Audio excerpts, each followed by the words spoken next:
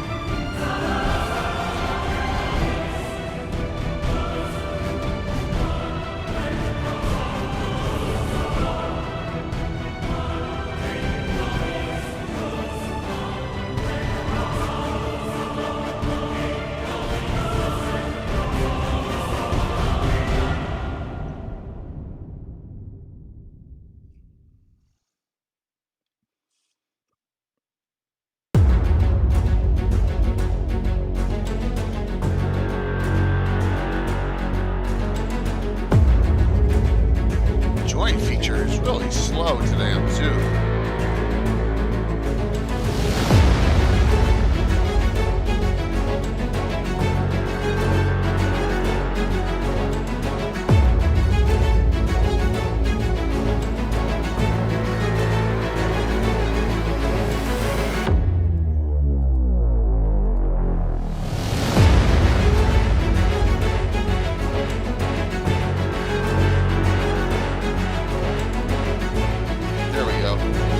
Hey. There we go. Yeah, it was really slow.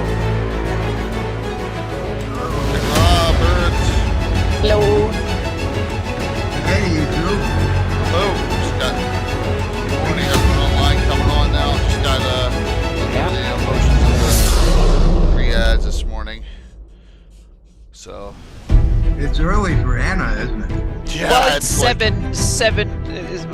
soon 7 o'clock. So this is not early for me. I'm usually getting up early. So especially in the summer, I get up really early, like 3, 4, or 2 sometimes. That's true. She's That's kind of about had. the time I'm going to bed. Well, yeah, it's simply in the summer you have to before it gets hot. So because it's getting so hot. That's why I take a siesta, a couple hours in the afternoon, and then work a little bit in the evening again. Maybe it'll cool off with the tropical storm heading your way. Yeah, yesterday we had like 40 degrees Celsius, it was like 100 something a little bit, and today it's going down again, I think so. And tomorrow we'll worry about rain and wind instead. We had a little tropical storm 2 days in the morning at 4 o'clock in the morning. It was like windy as hell and rained a little bit, so we get our share of climate change here too, so yeah. Both ways. And it was cool here for a bit, but now it's warming up again. Yeah. But you're down in that wonderful Mediterranean region when the climate is supposed to be gorgeous, like here. Yeah. If you have air conditioning with the humidity. Yeah. Mm-hmm. Yeah. Here. I lived in Tucson with so. Mm-hmm. I just forget what button I'm supposed to press next. Oh my gosh! Uh-oh. Isn't that You're terrible? supposed to press the wrong button. Yeah, That's I know. the idea my gosh, here. I'm like, what? The wrong one. Yeah. I sent a message to Alan, so that should be on any minute.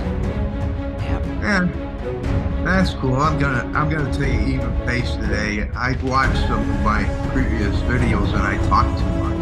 No, you don't talk too much. You don't talk too much.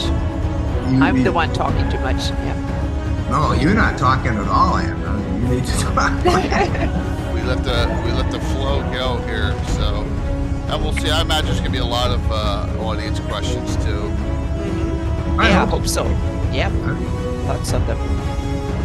Just let you. I know you all picked up. I thank you for picking up copies of my work. Oh yeah. Yep, no problem. You had to study it, read it. Same here.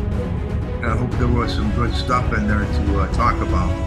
Oh yeah. There's especially the old anecdotes and stuff. That to me that's the really juicy bits here. It's fun. Yeah.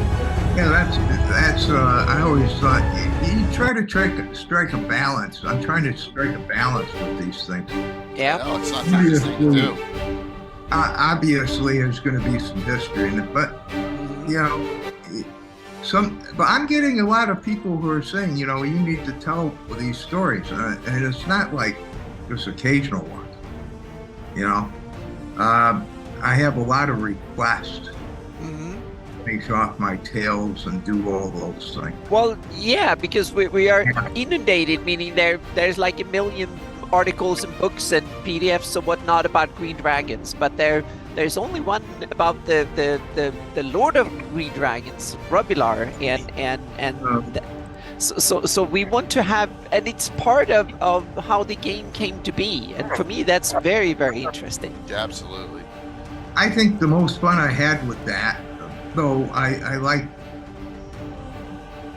dilly-dallying around with a lot of things, but when describing the solo adventures from not the adventures point themselves so much as by the tactics and how Gary and I kind of squared off against each other. Because he, as I noted, he had already been gaming the model that he put in place in the game during the playtest by running around with the Gygaxian Golden Horde and just crushing everything. So it was a numerical thing with him, lopsided numbers that he couldn't be defeated, and so he gamed his own rules, So he says, "Well, this is the way you beat my own rules." And then he went on to do it, and forced me to have to deal with this maniacal horde of 3,000 horse archers running around on the outdoor, pincushion everything, and I took the opposite thing. I was going to be a single character, just went the opposite direction of that within the system. I think that's the most interesting point about D&D, at least going back to the information coming forward. Is that you can kind of do anything in it and try anything in it. And I was the first one that said, well, screw this. I'm not going to go up against the stupid encounters you're putting out there. I'm going to avoid them invisibly, silently. So that was this asymmetrical type of approach to it. Where the assumptions of the design were defeated. And I pretty much defeated everything. So Rob, I hate to tell you this, but that's a 5e approach. I'm going to avoid the encounter, right? I'm just being smart. I think it's a great idea to strike out your own path through the adventure, so to speak. Well, I was doing this during the playtest. Yeah. Good morning, everyone. As I know people are rolling in here, it's still early. Good morning. Good morning. We are live. And good afternoon, Rob. Yes. The t-shirt has lost its luster.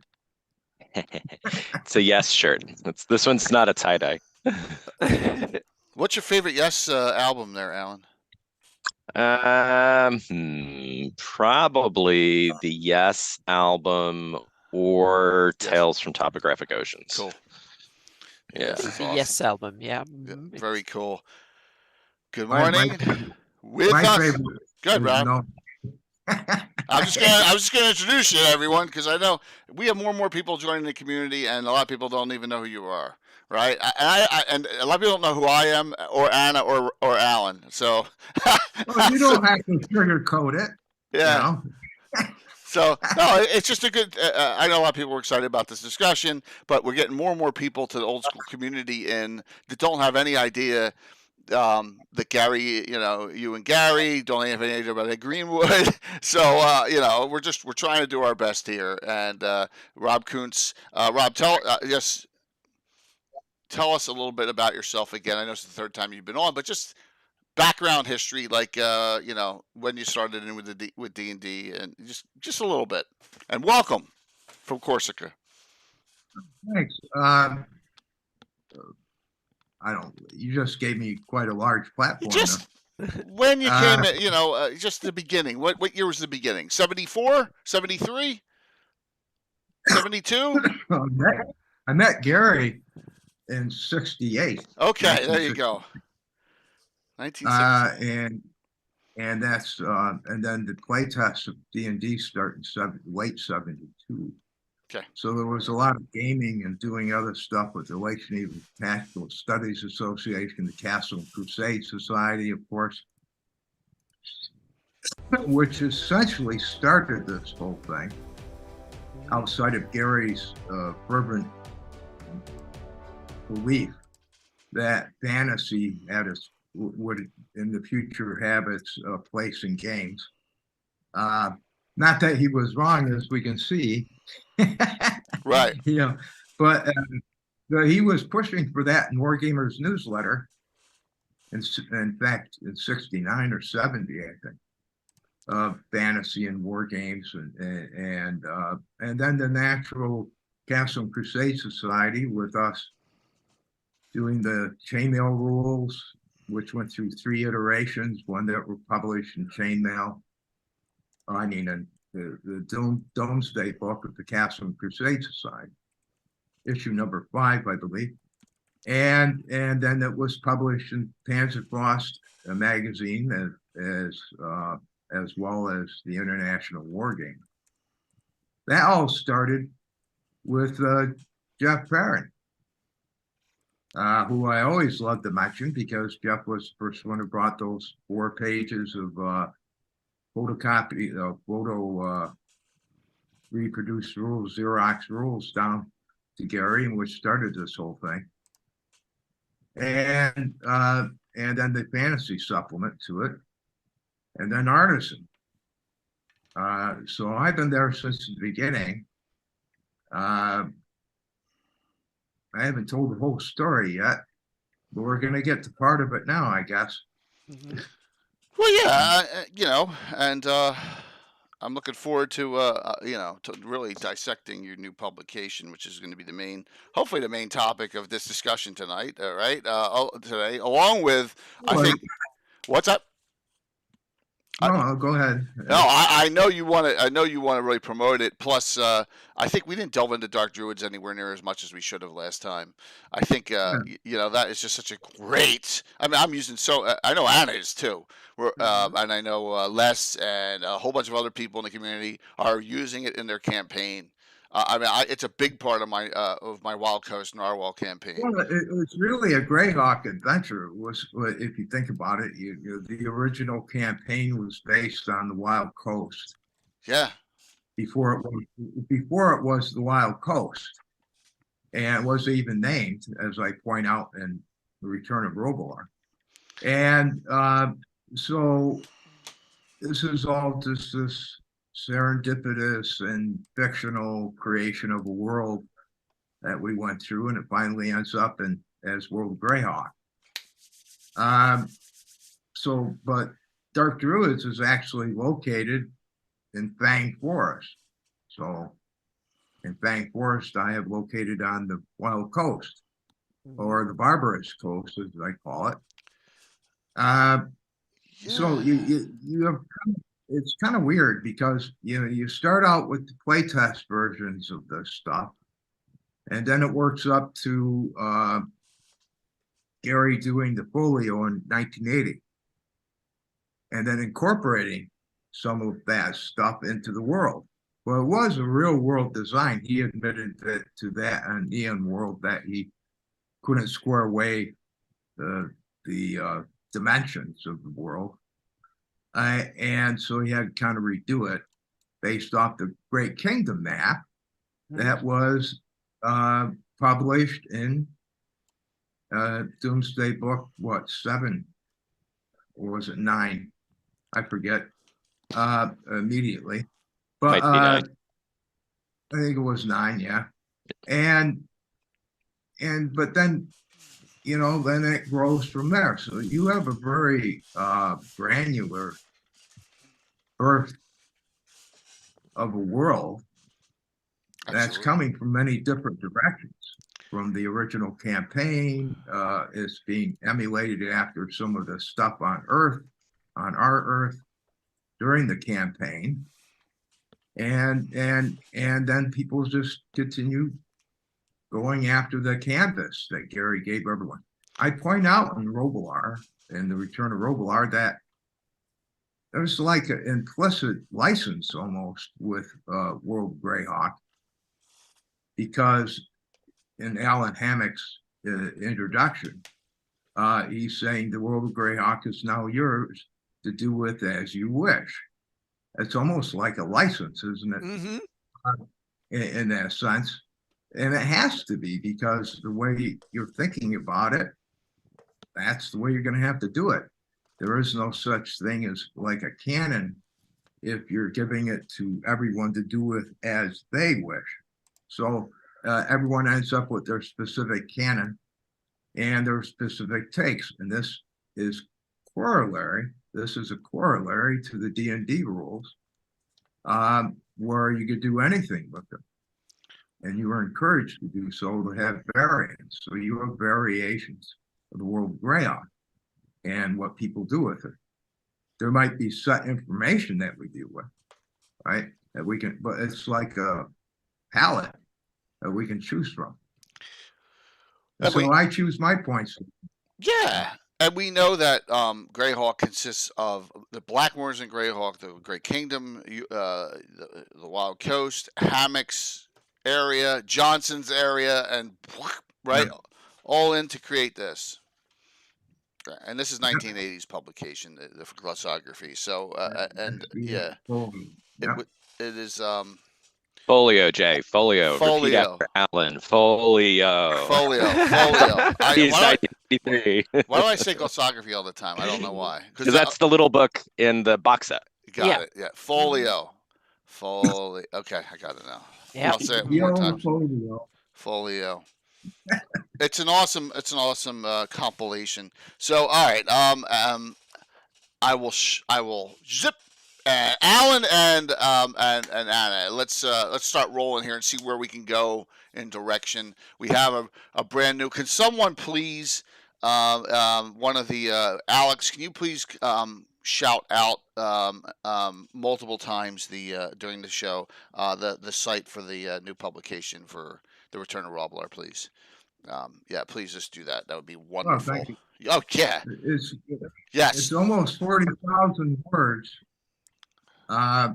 Some of those words were written, like the sacking of the Temple of Elemental Evil and the destruction of my castle, which is 3,500 words in it.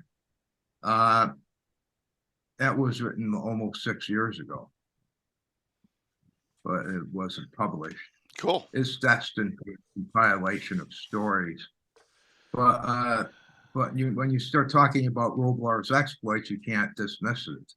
So a ton of great stuff in here. And so as questions are going to start here. So here's my Kuntz compilation so far is getting there. This is hard copy stuff, right? So yeah, we're looking into going back to hard copies.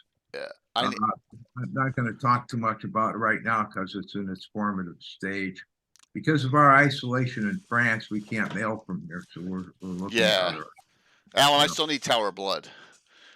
That can be arranged. Okay, cool. I need to get that. I need to get a hold of that one still. So in hard copy. So all right. Well, tonight we will be taking questions, of course, during the discussion. Let Alan, Anna, and myself roll through a couple, and then I guarantee it we will open it up to the audience. So, Anna, you got something? Well, I'm first kind of curious on the art on the front page. Yeah, who did it and where it comes from, and a little bit about the backstory. Well, what is his name? Oh my God, I forgot my artist's name. Eric Bergeron. Eric Bergeron. I was going to call him. Yeah. He's a Canadian, very good artist, French Canadian, and who's since gone off to do other things. I think he did some. He was the one who also did the front cover for the Moore Castle, Warlock's Walk, for Earth Journal, whatever that one was. And Alan was 20 something or whatever. Yeah. When I put in the P.5 or it was D20. Yeah, and he did the Bottle City cover as well. Oh, cool. Yeah, he did the Bottle City. The interesting thing about the Bottle City. Yep. He's yeah. Let me pop that up on the screen. See the warrior that's on there on the Bottle City. What's that? So hold that up again. Yeah, I'm gonna try and bring it up on the screen here. I know I have it here. I thought I did. Warrior is the Assegai. Yeah, right. I'll have to just do this right now. Yeah. Yeah, she's on the right. She's one kind of leaning out and touching the thing with right. the Assegai. Eric Bergeron, being the Frenchman he is, first sent that to me with her in high heels. You know, and I said, "Come on, Eric. You know, she's either going to be in sandals or," he said, "Well, I know. I was just trying to get away with it." You know? So a little bit of history there. I have one of her in high heels. So, but no, he's a very fine artist. He also did the coloration for the El Rajake archive because Andy Taylor had done the pencil, and for that magnificent framing of the El Rajake archive, but it was in color. So at the end in 2016, as we were going to print with it and getting it out for the case cover of the DVD, we had Eric Bergeron also do the coloration on it, and he's done some other stuff for him. He did the Merlin the Magician's prints, which were destined to be used rather than as a send up to Don Kay, who was the co-founder of TSR. They were destined to be used in his castle, which I was the only one to play in during the play test. All those three prints that are included from TLB Games of Merlin the Magician are done by, 3 of those 4 are done by Eric Bergeron. Okay. One's a sepia, and there's a color. I got so much stuff. And Jay, I threw the image for Bottle City in the chat. Oh, okay, cool. You want that? I can do it in Discord. Discord's way safer. Thanks, Dave. It's pure. Yeah, it's way safer. Opening up that chat sometimes goes. No worries. Explodes. I tried Discord last night. It's a very confusing platform. Yeah, the interface leaves a lot to be desired. It does. I have no idea what I'm doing up there. It does, but what the great thing about it is it's for most people it's free, and there's a video chat feature in it that, you know, think about this. You don't need to, if you want to call someone overseas, you really don't need to anymore. I wasn't necessarily criticizing the platform. Oh, it's I was okay. just maybe my intelligence level isn't up to it or something. I don't know. Nah, I think I came in it completely, you know, day one when I started streaming. I had no idea what I was doing with it, and then we don't use it in any aspect other than there's a lot of communities, great communities that are involved. You know, and there's discussions going on all the time. For example, like on Cannon Fire, always you get some discussion, good points there. I risked opening it up during the chat here, so I have it now, and I can just, there we go. Thanks, Alan. That was awesome. There we go. There we go. Original Bottle City. Yeah, I don't have it in PDF here. I don't think. I just have it in hard copy. So, but yeah, really cool. Yeah, that's Eric. He's done some interior illustrations too, I believe. But I don't know. He was trying to build his own computer game, or he was doing work with other companies, and so he's kind of disappeared off the RPG circuit. So the cover for Lord of the Green Dragons was done a long time ago. Well, it's okay. About 2009. Yeah. Yeah. So this is this level as Mark Castle and Argilla 23, or is it similar, Alan? Or I know you put that in chat. Bottle City. That was just the one that Rob was mentioning around the Warlock's Walk. Okay. Mark Hassel level appears there, along with the 3.5 version conversion done by the folks in the UK in OJ23. Excellent. Yeah, because it was a Gen Con UK Event, yeah. tournament over there, I believe. And I wrote it for these people who were playing it. I forget everyone involved, the names. There's so many years, and that was really when I was up on the PISO boards talking about that stuff. But it finally ended up with Earth Journal. So they did a very bang up job on it. From taking it from manuscript form, illustrating it, laying out, really fine issue. So there's a new Greyhawk publication out called Visions of Greyhawk. Can anyone have that to link to, please? It's a free download. Yep, we can. It's brand new. That. It's done by Cannon Fire. Visions of Greyhawk 1 is really good. Visions of Greyhawk. The only reason I say that is I'm being selfish here, Rob. I have an article on Visions of Greyhawk 2.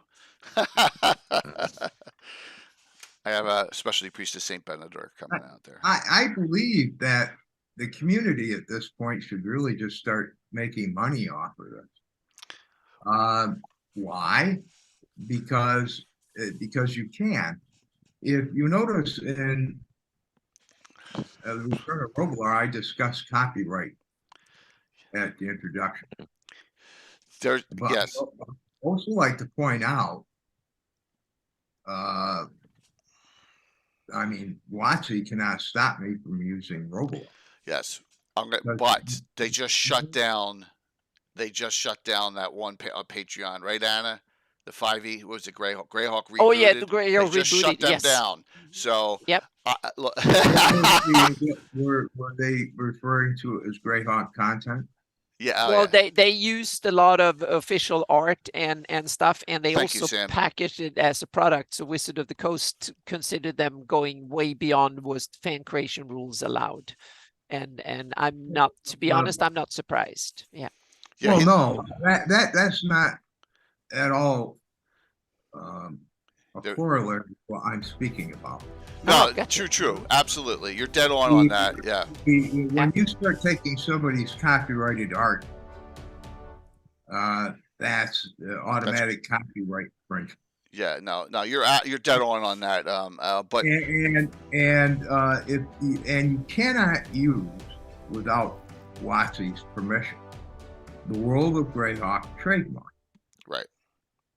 You cannot, unless you are producing fan content for free. But names are not copyrightable. So whole works are copyrighted. This is it. This is why Gary could not reproduce, let's say, his folio or whatever he wrote for TSR, because he was an employee for them. And so they owned everything that he did, and on top of it, they had the Greyhawk trademark. Yeah. So do you see the Greyhawk trademark? No. Return of Robilar? No, and you're not going to see it because I don't want to be sued by WotC. Well, yeah. They do not own the name Robilar. It's just like when TSR tried to sue Gary when he was doing Dangerous Journeys in GDW, right? Game Designers Workshop, when he was doing that. And they were saying in court, we are suing you because of all these things, including your using our copyrighted names like Fireball. Like now let's get it straight. These people, obviously the lawyers, didn't know anything about copyright. Or D&D. All right, yeah. And so you don't refer to what you're writing as a Greyhawk World product. Well, anything you write is yours, and you can use the names out of the World of Greyhawk because names are not copyrightable. I mean, if that were the case, the first person who filed copyright of a book ever would control the human language, and no one would be able to use the word "the."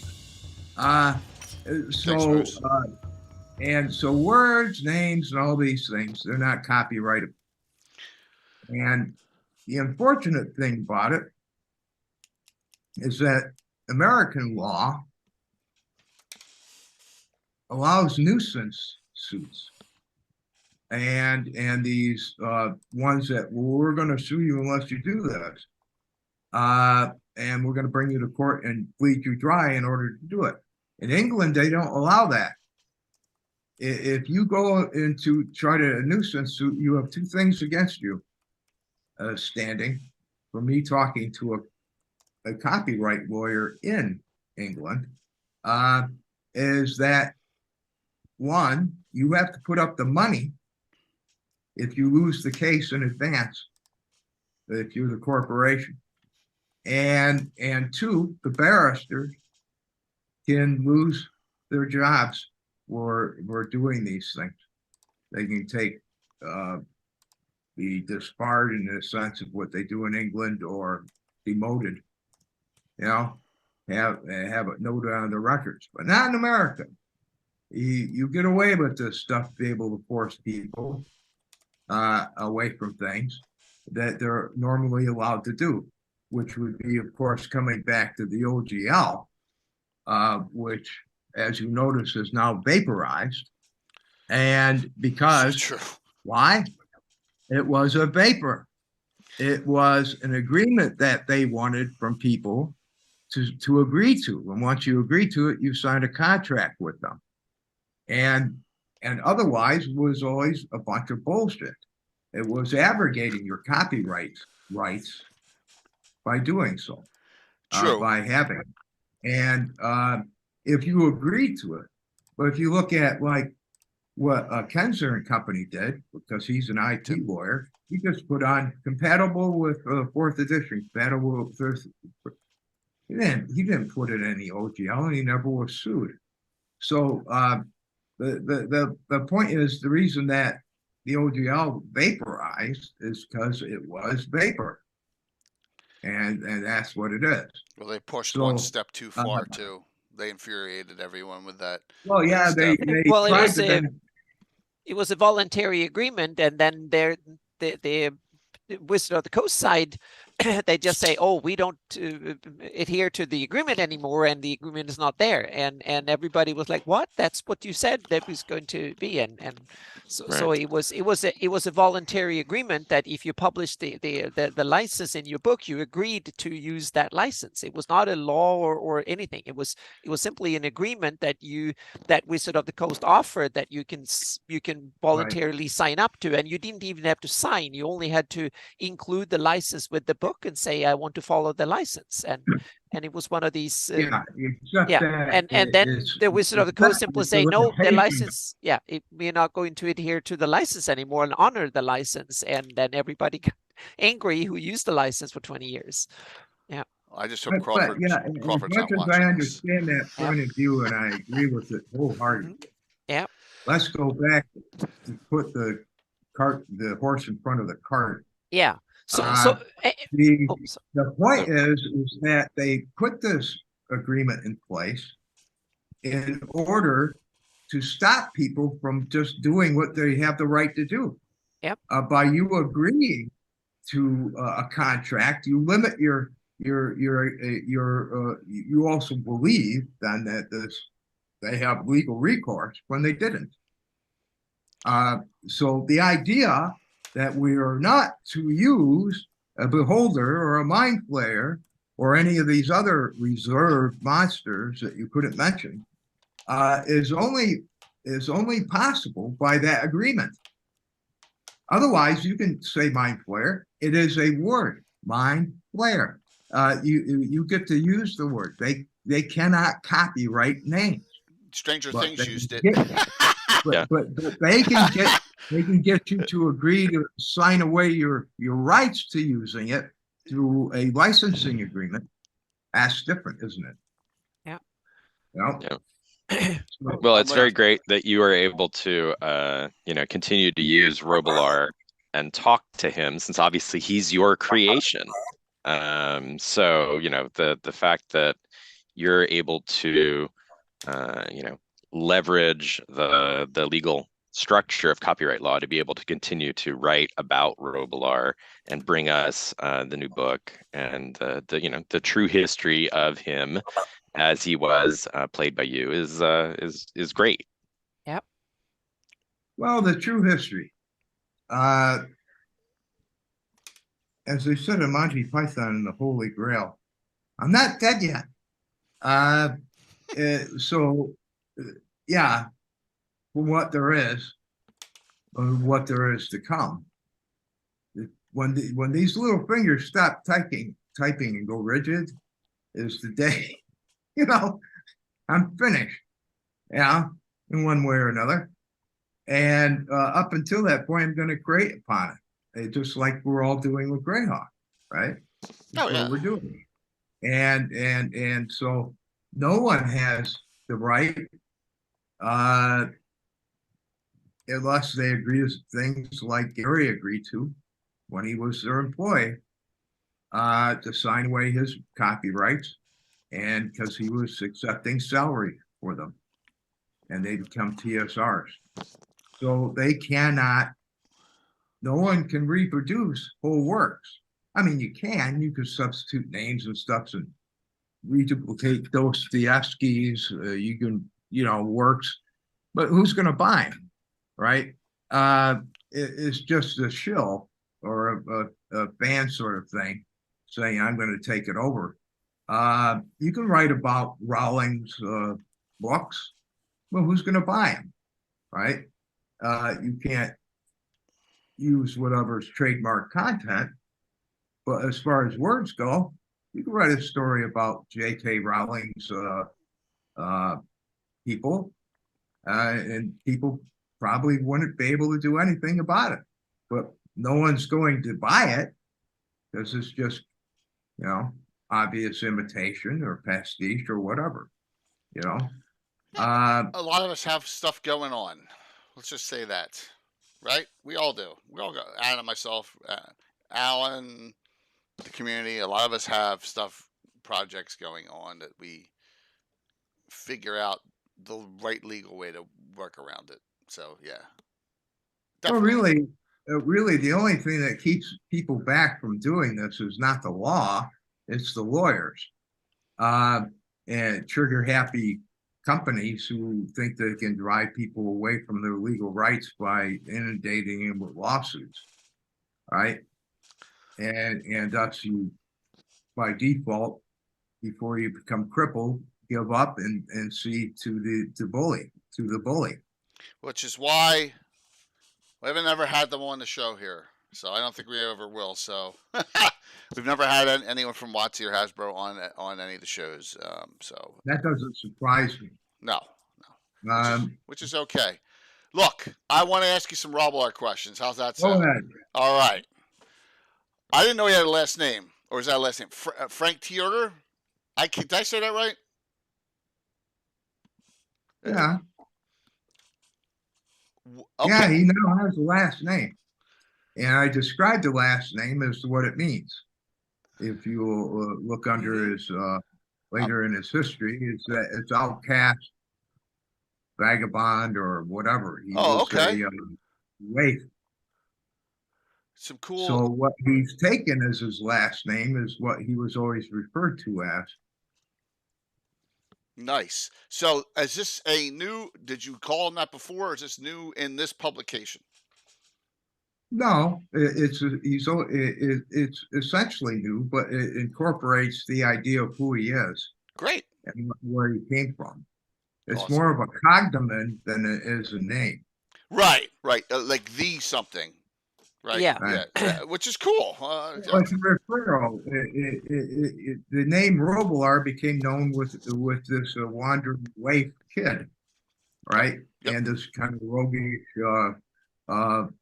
brawling kid who didn't have a family and was dispossessed, and that would be the name for it. That would refer to that. So he just basically, just like the name Goldsmith. If you look back in history, linguistics and lexicon, the lexical stuff, Goldsmith. Oh, the goldsmiths have it. Well, they were the goldsmiths in town. Right. That's how they got some of their last names, their surnames. So this is in keeping with medieval way of how you get a last name. It's that Robilar is known as a wandering, dispossessed, familyless character. That's what that means. So you got some really good detail on the character himself here. So Alan, Anna, any questions about Robilar himself? I mean, we got some really fantastic. Yeah, I think it one of the most interesting bits is the play test stuff where you actually got to have him played a part in play testing, I guess from the chainmail era on the way all up to the release of the D&D rules, and also the Greyhawk supplement. That was Robilar in the Greyhawk supplement to begin with, or was he created at that time? Yeah. There was only 2 passing mentions to the world in the supplement. Nothing about the world was in the supplement. The living room was mentioned, which is the only reference really to the castle. And I forget what the other thing was that either Gary or myself mentioned. But there's a bunch of the tricks and tropes like the living room and other things like that from the castle at the end of Greyhawk. Well, those would both then be references by me because I did all the tricks. Someone in chat mentioned a mimic shaped like a Coke machine. That's cool. Where? I mean, yeah. Put in your silver piece and that's awesome. And you get your pop topped, Yeah, I like that kind of stuff. That's fantastic. But back to Anna and what she was asking. The history of Robilar starts as the first adventure. When I'm talking about the solo adventures, which is a very extensive section. Is that the one that ended up as the solo creation of solo adventures in the first DMG first edition? They influenced it quite a lot. Okay. Yeah. And because he was faced with me going solo in there, I'm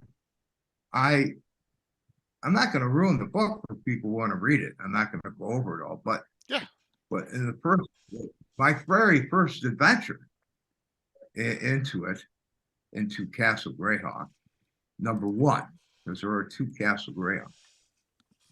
The playtest version, where Robilar, Tarek, and Tensor, my brother and Ernie Gygax, adventured in along with others. My very first adventure, when they go up the stairs, Terry and Ernie's character go up the stairs, I decide to stay behind, as I described in the book. And this is really a precursor to what he was going to become, because we had like 8 pages of rules. So I was sitting in the middle of the room, and Gary must have looked at me very strangely, like, what are you doing? Well, I'm waiting to see essentially what he's going to do, because this was a playtest, right? And I was being taught as a student to be a designer and to challenge his stuff. And so I wanted to see what he had if I just sat there. This is the first adventure. And finally, he kind of looked at me and started rolling some dice. And finally, a giant lizard poked open the door, and I ran from it. I ran up the stairs finally. But that was my first outing as a solo adventurer and also exposes me as a playtester and an upcoming designer. I wanted to see what would happen if you start doing things, right? Or not doing things. So that's really where Robilar begins. You didn't have anything to do with chainmail. So you spurred the creation of the wandering monster. Yeah. It's possible that that was because, as I point out, he gave us 8 pages of rules, and there were no wandering monster encounters pages handed in. Now, just like Arneson, as I point out in the book, he may have reserved those rules for himself, not given them to us. So there's no way of saying that what I'm suggesting is true. But then again, it may have driven him because he kind of did look at me perplexedly, like, what are you doing? Well, I'm going to go to that 20 by 20 room and sit in the middle of it and wait to see what happens. And he's kind of looking at me like, so I'm already testing the boundaries in the very first adventure of what he's got, and it's driving him. And this stayed with Gary and I all through a playtest. We were like muses to each other, right? That's why he always wanted me to playtest things, even when I retired the character and we became co-DMs and we were doing the second castle. But he always said, hey, Rob, you got to test out this next thing. He wanted me to release the 9 too, as I point out, you know. So there's a lot of what you're talking about there, yeah, about releasing the 9, us occupying the levels as a triumvirate, general solo adventures, the sacking of the Temple of Evelyn to leave. There's a lot of old history there. Mm-hmm. But I just don't leave it as something that's just espoused, because I've had all these years to go back and examine this stuff and think about it. Yeah. I was thinking when I read this and hear you talk, it's like you experimented a lot back then, meaning in what way you were supposed to play, so to speak. Meaning, did you play in very different ways? Meaning, we try it more like a war game this day, and then we go on individual adventures, soloing things. Meaning, were you experimenting with the form of the game and various different shapes, or was it like, okay, we want to play it this way, and then we just tweak the rules, the minuscule details, or were you experimenting widely with how to play the game too? Well, I guess I'm going to answer that in an example. Mm-hmm. The idea, and I cover this in the solo adventures, of the attrition-based war game. Yeah. Which is where you come out of, where this doesn't come out of, but the people who are dealing with it are embracing this. Mm-hmm. Yeah. That's their frame of reference. Yeah. That is a frame of reference. Yeah. Mm-hmm. Until Arneson says, screw this, this is what it is. Yeah. And this is why when he demos the game, he's been doing for a year and a half up in Minneapolis, and we're all blown away by it, that we were pretty much silenced because it broke this model, this previous model, and we were now doing something completely off the rails in some other category that had not been described to us in rules, but yet we had participated in play doing it. Mm-hmm. And so you have these colliding points, which you can then generate further when finally Arnold Hendricks of the Courier goes on to does a review of Dungeons and Dragons and says that it's almost impossible to play and it needs more regulation, more of this and more of this, more constraint. Mm-hmm. Whereas the actual beauty of the game was the lack of constraint. And so these people didn't get it.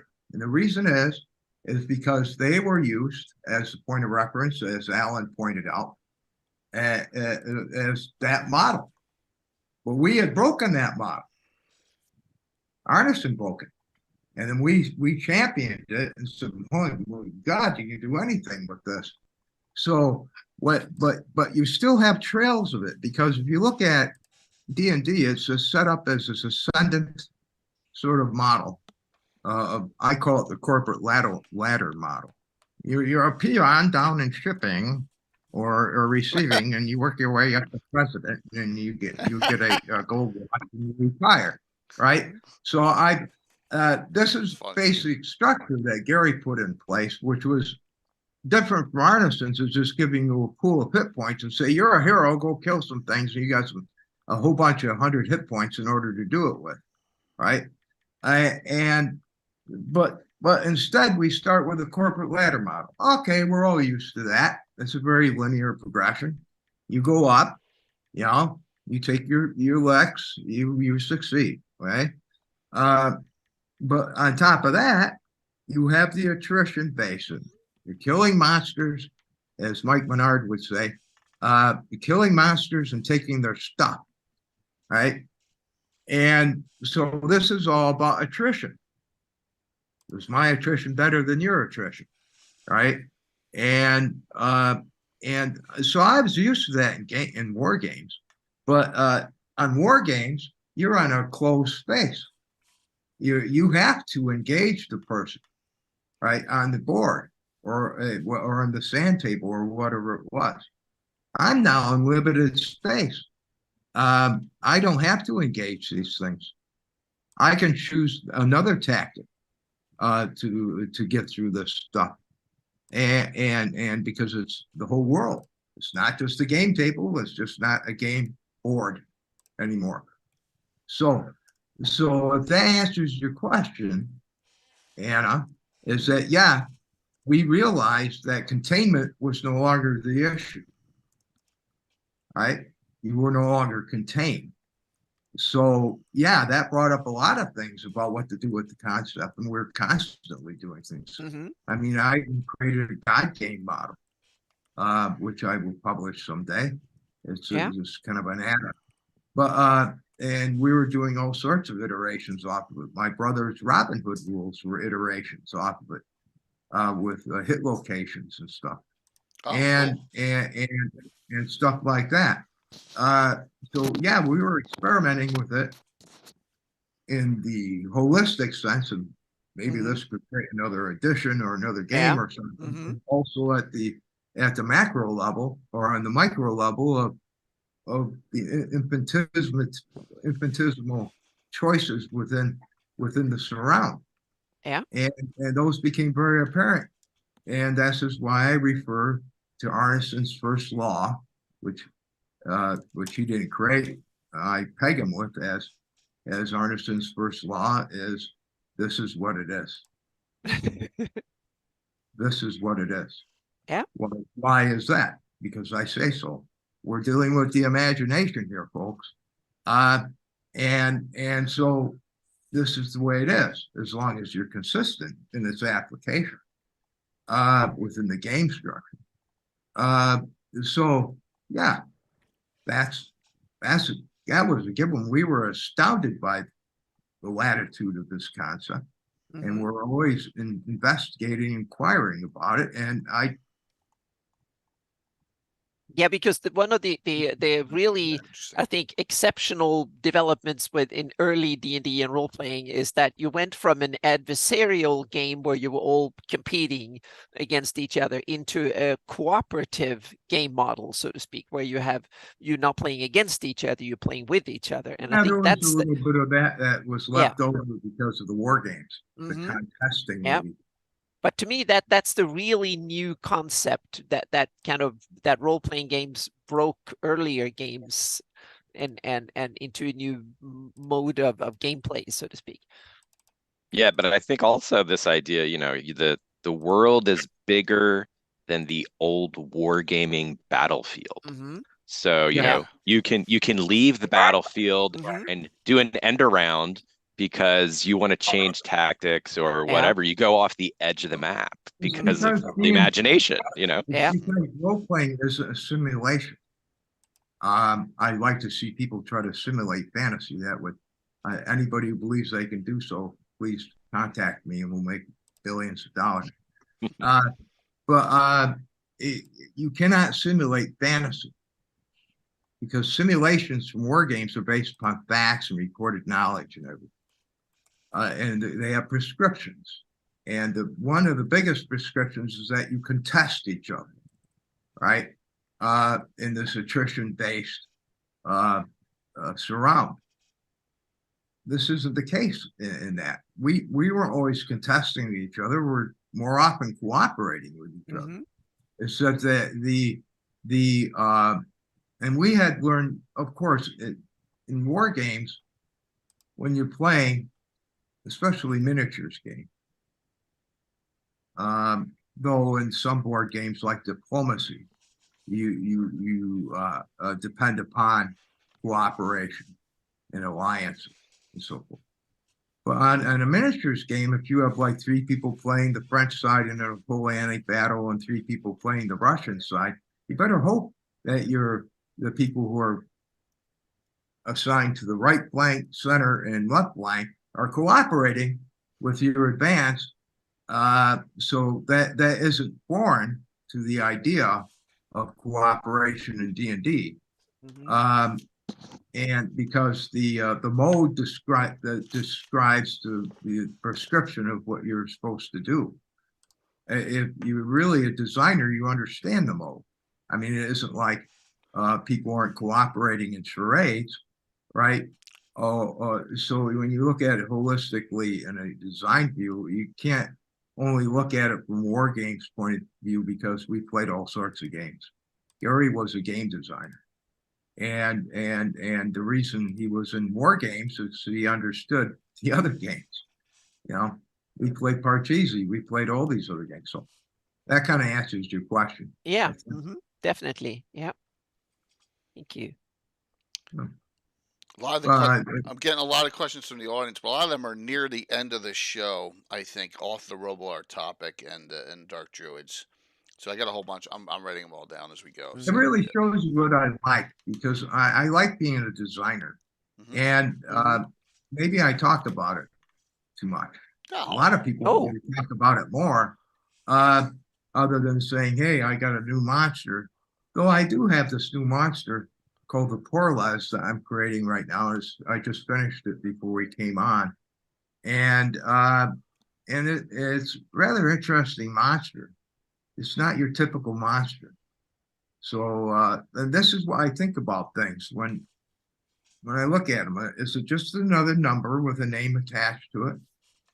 Right, another bunch of statistics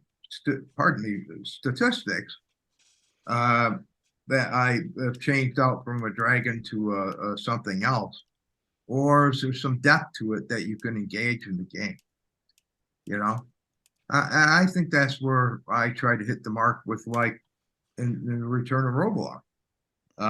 When you start dealing with Otto's automatons, right? I think that gives some interesting things to do within your world with them. So, you've always liked golems too. Yeah. Well, it's not that. The golem is a controlled device. This automaton can actually go rogue and develop its own personality. It throws another dimension that you're not going to normally have to face. Most of these things are like meat things. I summoned with my Horn of Valhalla, the Berserkers. You know, all it is you're just throwing more statistics out there in order to shield yourself from taking the hits.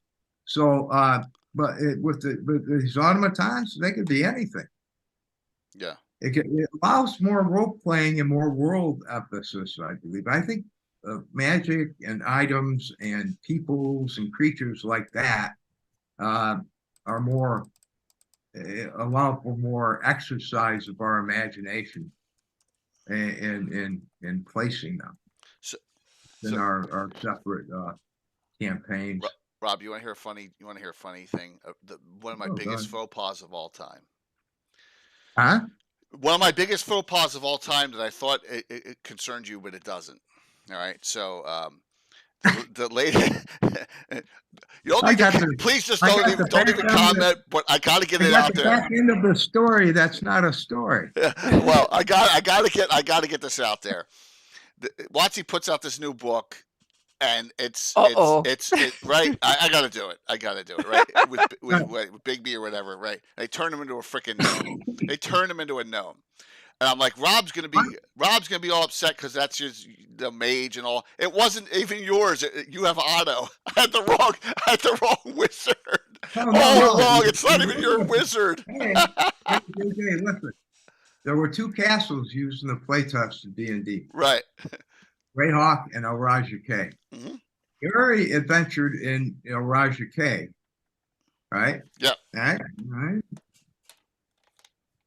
And discovered Bigby, who was an evil magic user.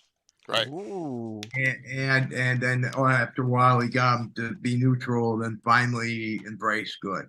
Right. And so he was a human magic user, and he started in my portion of our campaign, in the El Raja K portion. Okay. And before we merged the campaign as one. And so what have they done with him? They turn him into a gnome. A gnome. But Otto's your main guy that is the henchman of Robilar. Yeah. Yeah. I wrote about him in 1975 in the Journey to the City of the Gods. He's one of the characters in there. He has a speaking part. He just didn't create the automaton room that Robilar is testing that day. We finally find out because they start the story with action, so you don't know why the action is occurring. So I backfill. But the better way of introducing character situation. Mordenkainen was mentioned in there too. Yeah. So it's 3 of the main Greyhawk characters, 2 NPCs and Otto, that were mentioned in that 75 article. It was reprinted in 97 in Earthstrom, number 6, or which I forget the date, but it was number 6. Earth Journal, whichever that is, or the date. Yeah, that was from when you and Doug Behringer were putting those materials out through OJ. Yeah, but it was Eric Mona, who I quander, who was encouraging me to send that in. So. Also, we're getting questions like, and I know we addressed these on the last show, like the mirror image, the mirrored copy of Robilar and Expeditions to Ruins of Greyhawk and all. And I'm telling people in the audience, that's so into the future of when you don't even care because you didn't have anything to do with it. So I'm trying, I know we discussed it the last time. Yeah. Now remember the front matter and the Return of Robilar, my special introduction, which covers his literary history. Yep. Refers to the 2 Robilar arcs, and the one that is the original is mine, and the one that is the official one is Wattson's. Why? Because they took Gary's references to Robilar and what was known about him and turned them into, exactly. Just pointing that out to people. That doesn't stop me from. That doesn't stop me from writing upon what Robilar is, or what he's doing, or where he's going, but it still maintains a 2-pronged story approach, and one which is better promulgated by Watson because of the number of exposure they can get to it compared to me. So they can quickly put out products on. I hope they do. I hope you put out some Greyhawk products. But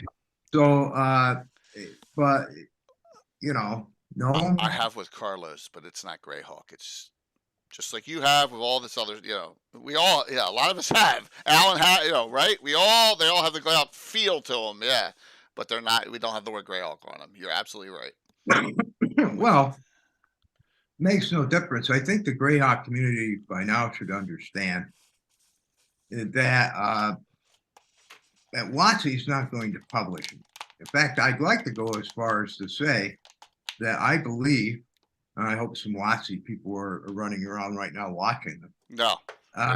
That the world of Greyhawk trademark has lapsed. Let's not go there. Let's not go there, Rob. I don't even want to go. That is, we don't want to throw that out there. All right, let's not even go there on that. Yeah, that is something. I don't want to ever. You didn't even hear that. No, we don't want to talk about that. So one of the other questions that came up in the chat was around Otto and Otto's irresistible dance. Yeah, is a spell in the player's handbook. Now, a number of the spells like Meteor Swarm were sort of homages to the original players and stuff. Was there some inspiration for Otto's irresistible dance, Rob, that was tied to some interesting note from the campaign playtests or anything? This is a very simple one, actually, because at the Green Dragon Inn, which Robilar owns, Otto would come up, and he's a very histrionic person. Otto's personality is very eccentric and histrionic, and he would perform a ditty, a dance that Gary said was he said, Otto is my name, magic is my game. So at the beginning, in the header in Robilar's Return of Robilar, I put Otto is his name, magic is his game, right? Which is Gary's little poking around, trying to have fun with and trying to enliven these characters other than just cardboard cutouts that wait around for you to go on an adventure, right? And so he had him performing a ditty in that, and he said he was twirling his staff and moving across the room, and this is where Otto's irresistible dance comes from. Is from him having fun, messing around with the character and giving him a little bit of dimension. As a DM. The fun wordplay you guys would do with puns and ditties and the rest. Yeah, there's a lot of that going on. I always thought that 8th level was too high for it too. Huh? I always thought 8th level was too high for it as a spell. That's a high level spell. I thought maybe 7th or 6th. What do you think on that, Alan and Anna and Rob? It is. Well, I think that if somebody wishes to change it downwards, they can. Okay. But it comes without a save, if I remember correctly. Does it have a save? Oh, it's a touch. Yeah. Okay. Yeah, touch, but no save. The other thing that's really devastating about it is if you hit somebody with Otto's irresistible dance, then they also, I think, can't make a saving throw while they're under its influence, if I remember right. Ah, so yeah, so that means that's really nasty. That makes it pretty powerful. Mm-hmm. I have the player's handbook here, but I'm not going to look it up. No, just a good point out there. Yeah, but that's where that derives from. Yeah. Cool. So I mean, just like Ulick, right? Mm-hmm. And we know that Jay likes Ulick. Yeah. So what's the story from the name Ulick? Yeah. Well, it's an inversion of Luke's name. Yeah. Luke. Ah, there you go. Yeah, it's Luke's name. It's a scrambling of the letters. So it was only the Luke-O, the great Luke-O, but it was also Ulick. So, Yep. So my guys are So- Knights of Luke. Yeah. All Hmm. right. But are you an elf or a half elf? Lord Kazumba is a half elf. He's from Selene. A half elf. He's a Selenian. Oh, I don't think I Ah, remember that. Yeah, and yeah, his best friend Hawk. Before Hawk he was made before Hawk the Slayer. I even knew about that movie. Okay, everyone. So, they're both from half elves from Selene. Most of the characters in my campaign are humans, the first generation, humans from the Wild Coast, half elves from Selene. Because triple classing was all double, multi-classing, triple classing, dual classing was the fad back then. So that's where and that's why the campaign's all around the temple. 569. That's when we started. Yeah, so it's all. Yep, he's a fighter cleric mage. Gazumba, fighter triple class. yeah, and that's Cool. where Ulick comes from. Absolutely. And there's a lot of things like that, that Gary sprinkled all throughout the game and in the map. Which is awesome. A lot of people don't even understand the Duchy of Geoff. They keep on saying it's related to Jeff Perrin. It's not.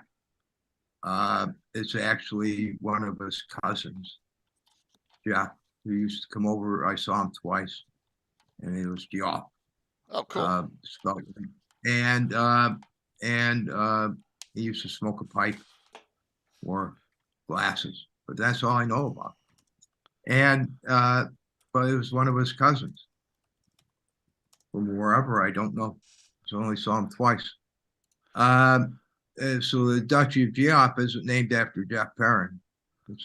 He's got his own place anyway, Perrin Land. Yeah, So. Perrin Land. Yeah.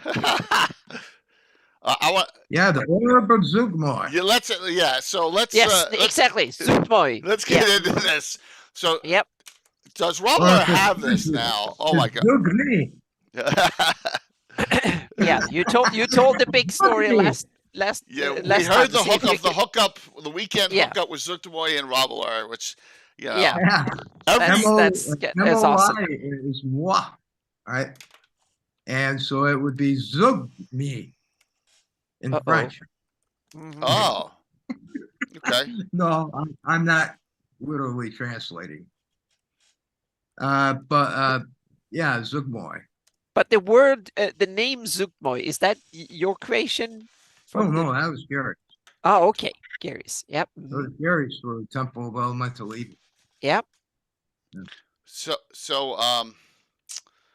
this is great background. So basically, you're saying that in the temple they converted an orb of might, the orb of might, into this orb of Zugmoy using this. Well, yeah, the temple that Robilar travels to in Lynn, which is supposed to be her last temple.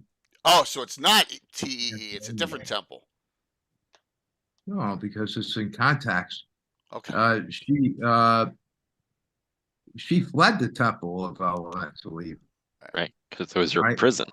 Right. And even though some of her crazy followers were there that she had duped, I guess. Okay. But Gary, if you read the sacking of the Temple of Elemental Evil, informed me at the end that her only remaining temple was in Lynn. Okay. So do we know who imprisoned her in the temple? Do we know what about that story? Yeah. Well, it's been backfilled, I think. It's forces from Bank and whatever else. It was very vague. It's very vague about how she was. Yeah, it's a synopsis in the original folio. right, Alan? The original folio goes with some synopsis on there, not the glossography. So yeah, it's described in there in T1 and in T2. Yeah, absolutely. It's in there on that. So you're saying this is post Temple of Elemental Evil. So is this this is when Robilar. So this is a gift. Finally, this is a gift to him. Yeah, it's a gift in the communication device. Okay. He's carrying the Orb of Clerics. Mm-hmm. Right. Which he had. Right. You say from he evil was Orb of going Clerics. to deliver it to her temple in Lynn. Okay. and when he delivers it, they take it and change it into the orb of Zuggtmoy, which takes a year. Okay. They drain the power of ancient artifacts. If you go down to the end, at the end of the book, Oh, the towards very the end. end of the book, when I'm talking about the ways of Zuggtmoy. Okay. Very end of the book or very end of this section in the The book. very end. Oh boy. It's big, everyone.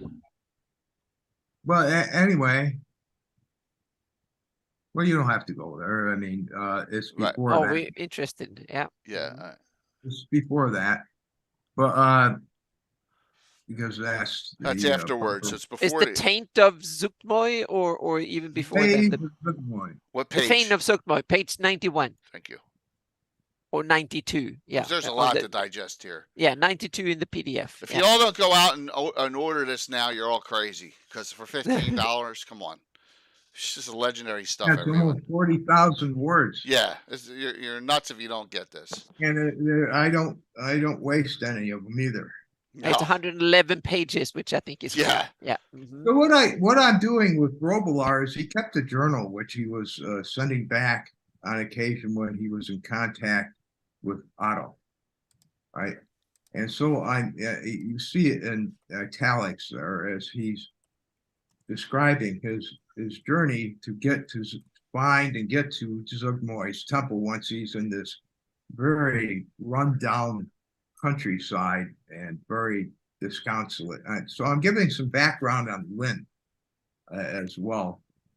I thought about including a rough map that I had drawn, but I think it's better to maybe let Anna take care of the rough and maybe do something for me on that before I produce my own graphics on it and embarrass myself. So but essentially, if you look at it, he makes contact and has a brief conversation before I end the matter with Zuggtmoy. Okay. Which brings the matter of them departing at the Temple of Elemental Evil, right after she takes him to his realm, to them then reuniting, because she said, if you ever have a need to contact me, seek out my priest at my last remaining temple. And so I've done so. It's the continuation of the story now, Right. which started with the Temple of Elemental Evil. That's where our association with Zuggtmoy and Robilar starts. Right. And I'm going to continue with it.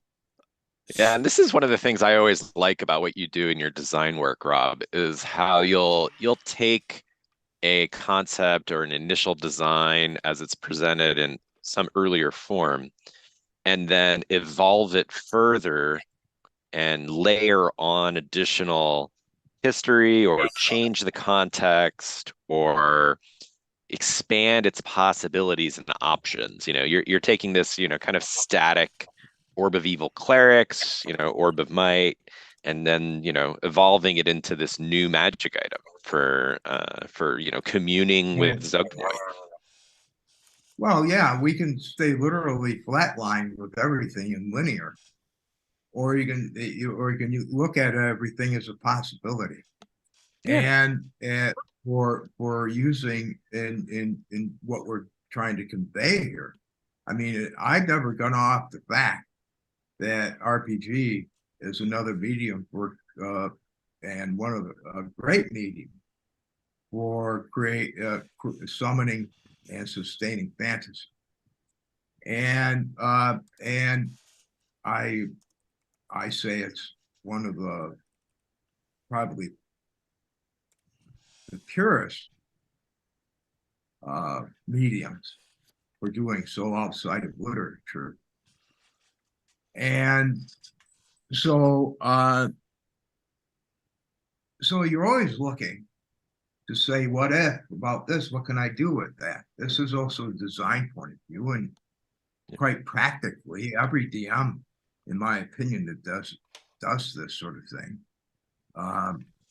sculpts their games and goes through all these ministrations of thinking about things and incorporating data and so forth in their games and certain aspects of them and storylines, which way they're going to go and how long and what can I do with them. They're creators, but they're also designers, because you're designing it to be used. So DMs are the ultimate designers. They get to play around with their design, with their own canvas the way they wish. And so I'm basically doing the same thing that any good DM would do. You go back and look at your matter, and yeah, at the beginning, we kind of draw the two shoestrings close. We had to concentrate on these game mechanics, right? And because we wanted to make sure that these rules were working, right? So there was a lot more emphasis on that at the beginning. That wasn't that we were not cognizant of what fantasy was, and because we presented it in such a way that scared the shit out of people when they adventured, right? You don't do that by saying I have a rule book. You do that by being able to convey a certain essence into your words and what you're impressing upon people's minds. So because really what fantasy is, I know Jay uses a lot of miniatures. In fact, you play all your games in miniatures, I think. Yes. So but we didn't have miniatures. So when we were play testing this, so what you had was the imprint on people's minds, and you had to make it good in order to summon the idea that you were really in this immersion in this world, or also just ho hum past the Cheetos, right? And we're at another game. And so, yeah, I'm always going to be looking for chances to expand upon material. Right now, I'm rewriting, I'm just about finished with Ice Grade, which I published in 1997. Cool. One of the monster I was talking about was from. But when I look at it, I see all sorts of stuff I could have added, so I'm adding. In my estimation, it was a little rushed, and wasn't as and maybe I wasn't as good as a designer then as I am now, or maybe I see more avenues that I can exploit and bring some more detail and enliven it. It's more than just another monster. It's just another adventure. So I think we're all looking for that, and I appreciate the compliment, because I've kind of kept my nose to that grindstone, right? The day I can't, as I've admitted, I'll give up. The imagination is an endless exercise. It's when you decide to stop the exercise, is maybe you've reached the end of the inquiry, right? Or maybe you haven't. Depends. Well, I have the store site up right now on here, just so everyone can. Oh, I know we're getting orders in. I know Greg Mike just got it. I know a couple other people are ordering it, and I know Dave from Guild Superior's on. And just like we said right before he came on, very first thing, there are a ton of people using Dark Druids in their campaign, and Dave's another one. Guild Superior. You talk about that, and then I mean, I've talked about Robilar, and I appreciate everything. Yeah. I just like creating good stuff that you can utilize in the game table. That's it, right? Man. I wouldn't publish stuff that I wouldn't utilize myself at a game table, right? So, and I tried to balance it out. There's good flavors in here for those that like the historical anecdotes as well. I'm getting a lot more call for that, as I was telling Anna. Yep. I was informing Anna of previously. that you know, well, I mean, I had one of the stories, even though it's the shortest in there, and probably the last one that I'll mention, is the one about my sage, Isidore. I mean, did you all read that? What page Yeah. is it? What is that in here? What page? Dude, it's a lot. I mean, this is 100 and I haven't gone through it cover I to should cover. have indexed this thing. The well, it's under his companions, but I had to split that up because it's after Otto. It's after Otto, and yeah, Yeah, we should that talk was about my Otto recollection. too. We should talk about Otto too. It occurs after Otto because Otto becomes very long. I had to make a decision in this, Heraldry not to family. separate out all this material. So if anything that was related to Robilar, I kept with Robilar, and everything that was related to Otto was kept with Otto. And when you get to Otto's spells, and then you get to Otto's Yeah. automatons, it continues to lengthen the thing out for Otto, right? So it's after Otto where I'm talking about Isidore. Well, Okay. it's a funny thing, Here we you go. know. Gary just Yeesh. rolled very badly for Sage that I had, and he decides to follow my exhortations to get me to the moon. You know, I want to go to the moon. I want the Sage to find out some way to get me there, and I want to travel in time. Now, I'm not going to ruin the thing for you, but to me, it's very ticklish. It really tickled my funny bone because it really brought it back to how much fun we were having during the playtest, sometimes at my own expense, right? As in this case. But it's funny. It's a funny little excursion. And it kind of shows how Gary was and how I reacted. There's a lot of nuance to some of this stuff, especially when I'm describing the adventure of the Nine, of my releasing of the Nine. Oh my God. I'm still. Because Gary wouldn't tell me. Gary wouldn't tell me any more about it. The automaton thing goes on for rogue automatons go on for a long time, which is really cool. Holy jeez, lots here. Otto's 6 automaton servants. Yeah, those are the ones that are ostensibly under his control, even though one of them is already rogue, but working with him. Yeah. So I have, you know, there's a lot more I could do on some of these things. Looks like Otto's got heraldry in here. Anna, you see this? Yeah. Oh, yeah. There's plenty. There's like 5 or 6 pieces of heraldry in there. Oh, Anna's gonna have a field day with that. I thought of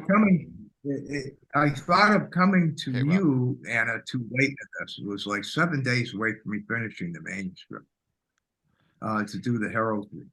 What we can do, I can do sort of try and do my best to improve the see these as designs, and we can see what we can make better versions of those designs. I found Isidore. I found him. I found Isidore. That's cool. I mean, yeah, and then you get the story of Robilar's real heraldry. The one that occurred in the folio is a cheap knockoff. So Gary actually drew that on a cardstock about 4x5, according to my directions, because he was an amateur illustrator and an amateur painter. Gary was. So he drew that dragon and everything. And this is what that's from. And that was when when Robilar was creating his castle and doing his lands.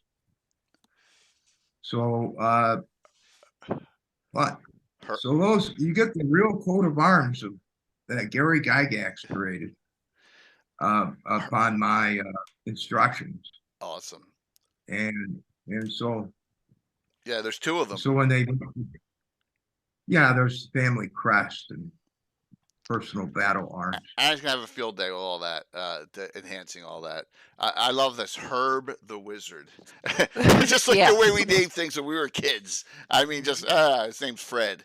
You know, so that's awesome. Yeah, but some people didn't like naming things in the game. Yeah, I know. I They, got I got a lot of crap Thursday night for one of my dwarf names, so I won't go into it on chat. But yeah, then if you read Gary's Up in a Soapbox article where I'm naming everything, that's cool. because Digby only started when because he was getting his Nigby, Sigby, Grigbyson, Rigby was the clerk, right?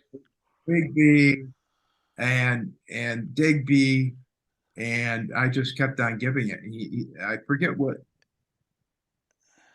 story that is. He says, "What could I do?" Because every time he was going out to get new henchmen, I was saying, "Okay, you find Sigby." And Right, because you're just like, you go there. I've been there, man. Yeah, the whole alphabet. Yeah. And because he was running roughshod over my campaign, and we were always pulling each other. That's so awesome. And so it was my way. Oh yeah, you're getting some more people to join your horde to crush everything in your path. His name's Sigby. You know, so we were having a little bit of fun with each other. But then he one-ups me when he's hiring 3 other NPCs at one point. And I said, okay, you find 3 NPCs. And I named everything with the Igby, right? Prefix. And he says, great. I hire Louie, Huey, and Dewey immediately. So he made lemonade out of lemons. Well, look, with that. I mean, even Len Lekovsky had Aquaman, so we understand, man. That sometimes you can't have names are tough. Names are tough. Alan, you've been quiet. My biggest suggestion for anybody who wants to create names, this is a freebie for me because it's coming in my house rules in the house that Gary and I adopted. But this is one of them for names. So it's a freebie from the work. You just take a dictionary, randomly open it to a page and point. And when you do that, then you look at the word. If it doesn't have any traction, just do it again, right? But you can usually get something off of the word. This is a great way of doing it. Just randomly point to a random page in a dictionary. Right? Newspaper, magazine. Yeah. Alan, shoot some questions at Rob there, man. You gotta. I mean, this is a lot. I'm assuming that you are just still digesting all this. These works too, right? Yeah, this is all new to you. I haven't read the whole Return to Robilar. I've skimmed through parts of it for pieces that I hadn't read before. So I read through the Orb of Zuggtmoy, for example.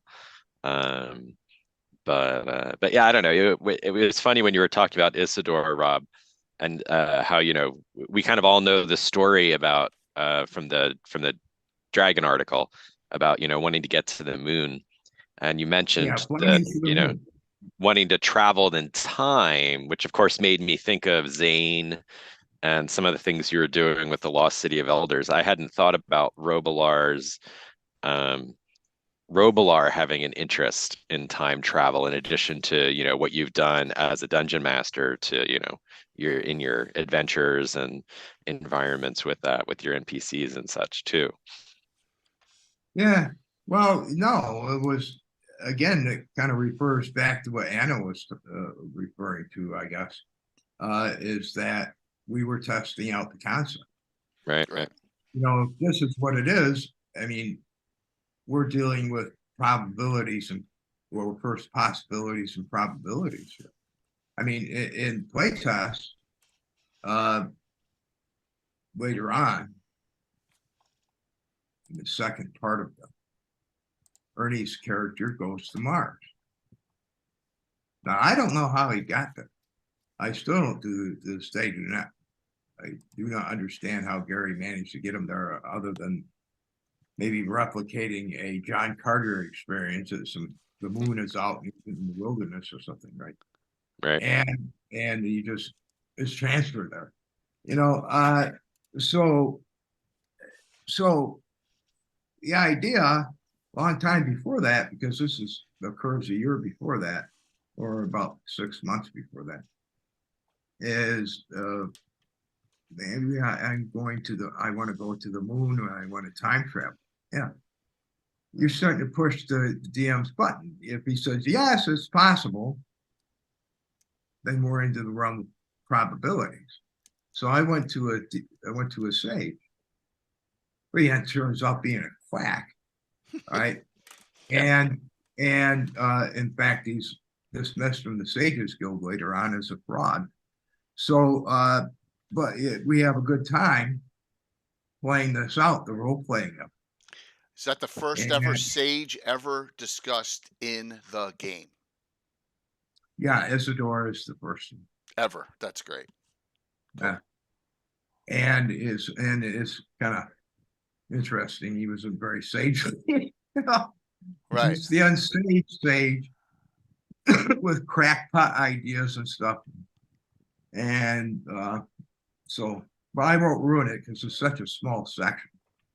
Yeah. No, it just the time travel thing just caught my eye because it made me think a little bit about, what you did later with Zane and having him being able to sort of travel through time, and the Mars referred to him as a threat that they kind of saw coming through time, and how and I wondered too, like, some of the prehistoric stuff, in Greyhawk, if that was kind of connected to some of the time travel as well.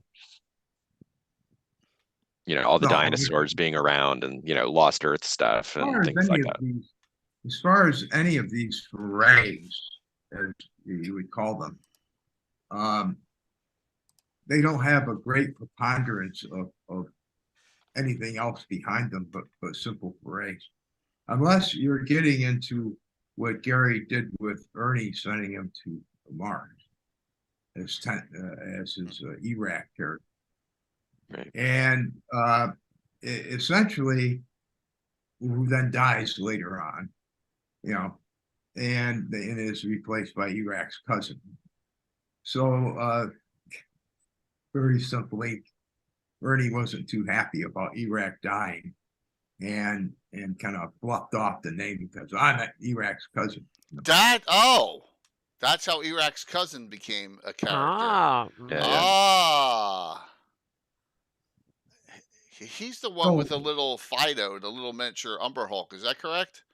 Is that Iraq's cousin, or is that I don't know what Grimslade? No, that's Grimslade. Grimslade. Okay. Iraq's cousin has an imp. He has an imp. That's it. Okay. Yeah. Little pets. Yeah. Little pet. So and this was the first evil character that Ernie had played, because Tensor was just like Tarek and Robilar started as neutral. Then he ends up to be a goody two-shoes, paranoid Robilar, even though Ernie was always coming up to me and saying, I have a dwarf now with a throwing hammer and boots of speed, and he could beat you as Robilar. I'm like, are we fighting? I mean, it's like, right. I still in that competitive mode. I don't know, but when he turned lawful, he started getting like that. So I guess he was following the tropes of, you're the bad guy, I'm the good, we gotta bash each other. Yeah, there's Iraq's cousin. There's that. But there's no real cordoning off some of that stuff until later. Time travel with me really has to do with space and time. Yeah, how did you solve these kind of classic conundrums that comes with time travel, like causality and stuff? Can you go back and undo what you've done and before, and how does that work? Well, I never traveled through time. Maybe rephrase it in such a way as to ground it into context of what I was referring to, because I don't know.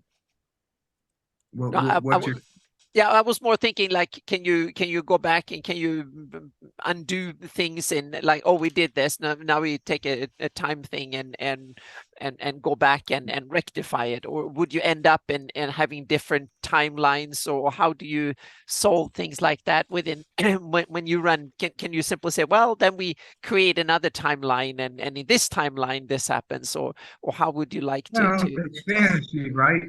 Time Yeah. travel is a fantastic idea. So I guess you do with it what you want.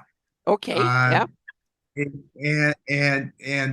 But most of it's going to be ignored because of the never-ending looping conundrum. Yeah.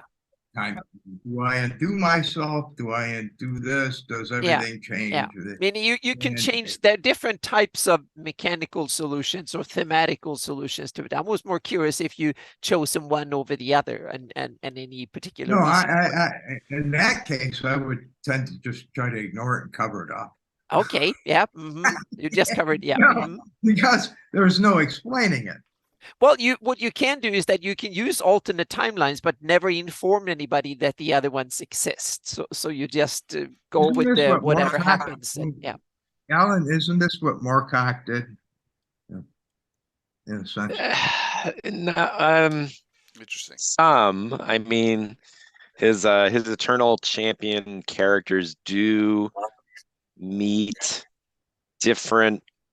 They meet them alternate incarnations of the Eternal Champion at different points in their timeline. So Elric meets Corum at some point before Corum knows him, but Elric doesn't know Corum yet from the timelines. And then later, they meet later, and Corum hasn't met Elric yet, but Elric knows Corum. That kind of thing. So yeah, he kind of keeps it. I would say kind of linearly causal, but still perceptually relativistic, maybe. Okay, cool. Yeah. But I guess that's good. In other words, it's whatever I say. Right. But interesting, when you write a book, you can do that because when you're writing it, you have full control, narrative control. You can write the book and you can stay within. Right. But the problem is when you run as a DM, when you run the game, then you don't have full narrative control because the players will take the story wherever they want it to go, so to speak, within the constraints of their characters. And but are they going to finally ask, "How are you doing this?" Some players do. Some players definitely do. Even if they don't do it during the session, they will definitely ask it between or after the session. And some players just like, oh, it's up to you. You do it the way you want to. Yeah. I'm just asking for advice here a little bit to see. I'm kind of curious. Some of them abandon them. Yeah. Anyway. That means that there's no right solution to this. It's simply what's right at your game table. On some DMs and some campaigns, you stay away from time travel altogether because of this. And in some way, I guess it's what's working, right? Yeah, definitely. We don't challenge a system that we can piece together any one thing and then try to examine it like writing. It's it's like even Robert Louis Stevenson said. He says, we're used to examining art on its surface. He says, if you look beneath it, all the strings and pulleys and mechanisms, you'd be appalled. We don't want to look at the mechanisms. We don't want to look at the strings and the pulleys that make a movie because it's cut here and spliced you don't want to see how the sausage is done, so to speak. You want the result. And that's what you should be delivering. So I don't know. It's interesting, but it's a point that deserves the same attention that's been given. And I also think one other aspect is that H.G. Wells impacted it. So and I also think one other aspect that is, I think, special with role-playing games is that most players want to be DMs and they want to make their own stories, and a lot of them, which means that they have a vested interest in learning and figuring it out and question things. And that's, I think, is part of a good tradition in role-playing games, because we all at every game table, we're trying to push the envelope and figure out what is even more fun. Trying to get people to research things, but good luck with time. Exactly. It's really tricky. That's Yep. In fact, if you discover that, any of you now listening, Oh yeah. please send to me, and we'll make billions of dollars. Oh yeah, exactly. We can write a Hollywood movie, a blockbuster, books, and whatever. So yeah. Wing it, baby, wing it. It's fantasy, and anything can happen. This is what it is, art. Yeah. And We need to have a Gabbin about Hey, time travel or something. Oh no, my head will No, I explode. know. My I don't know if I ever kids want to don't go worry. there. Kids don't worry about this stuff. They just get in. They go Right. out to a yard. They take some cardboard, assemble a spaceship, put some tin foil on it, aluminum foil on it, and then they get inside of it and they say, "We're on the moon." Yeah. Okay.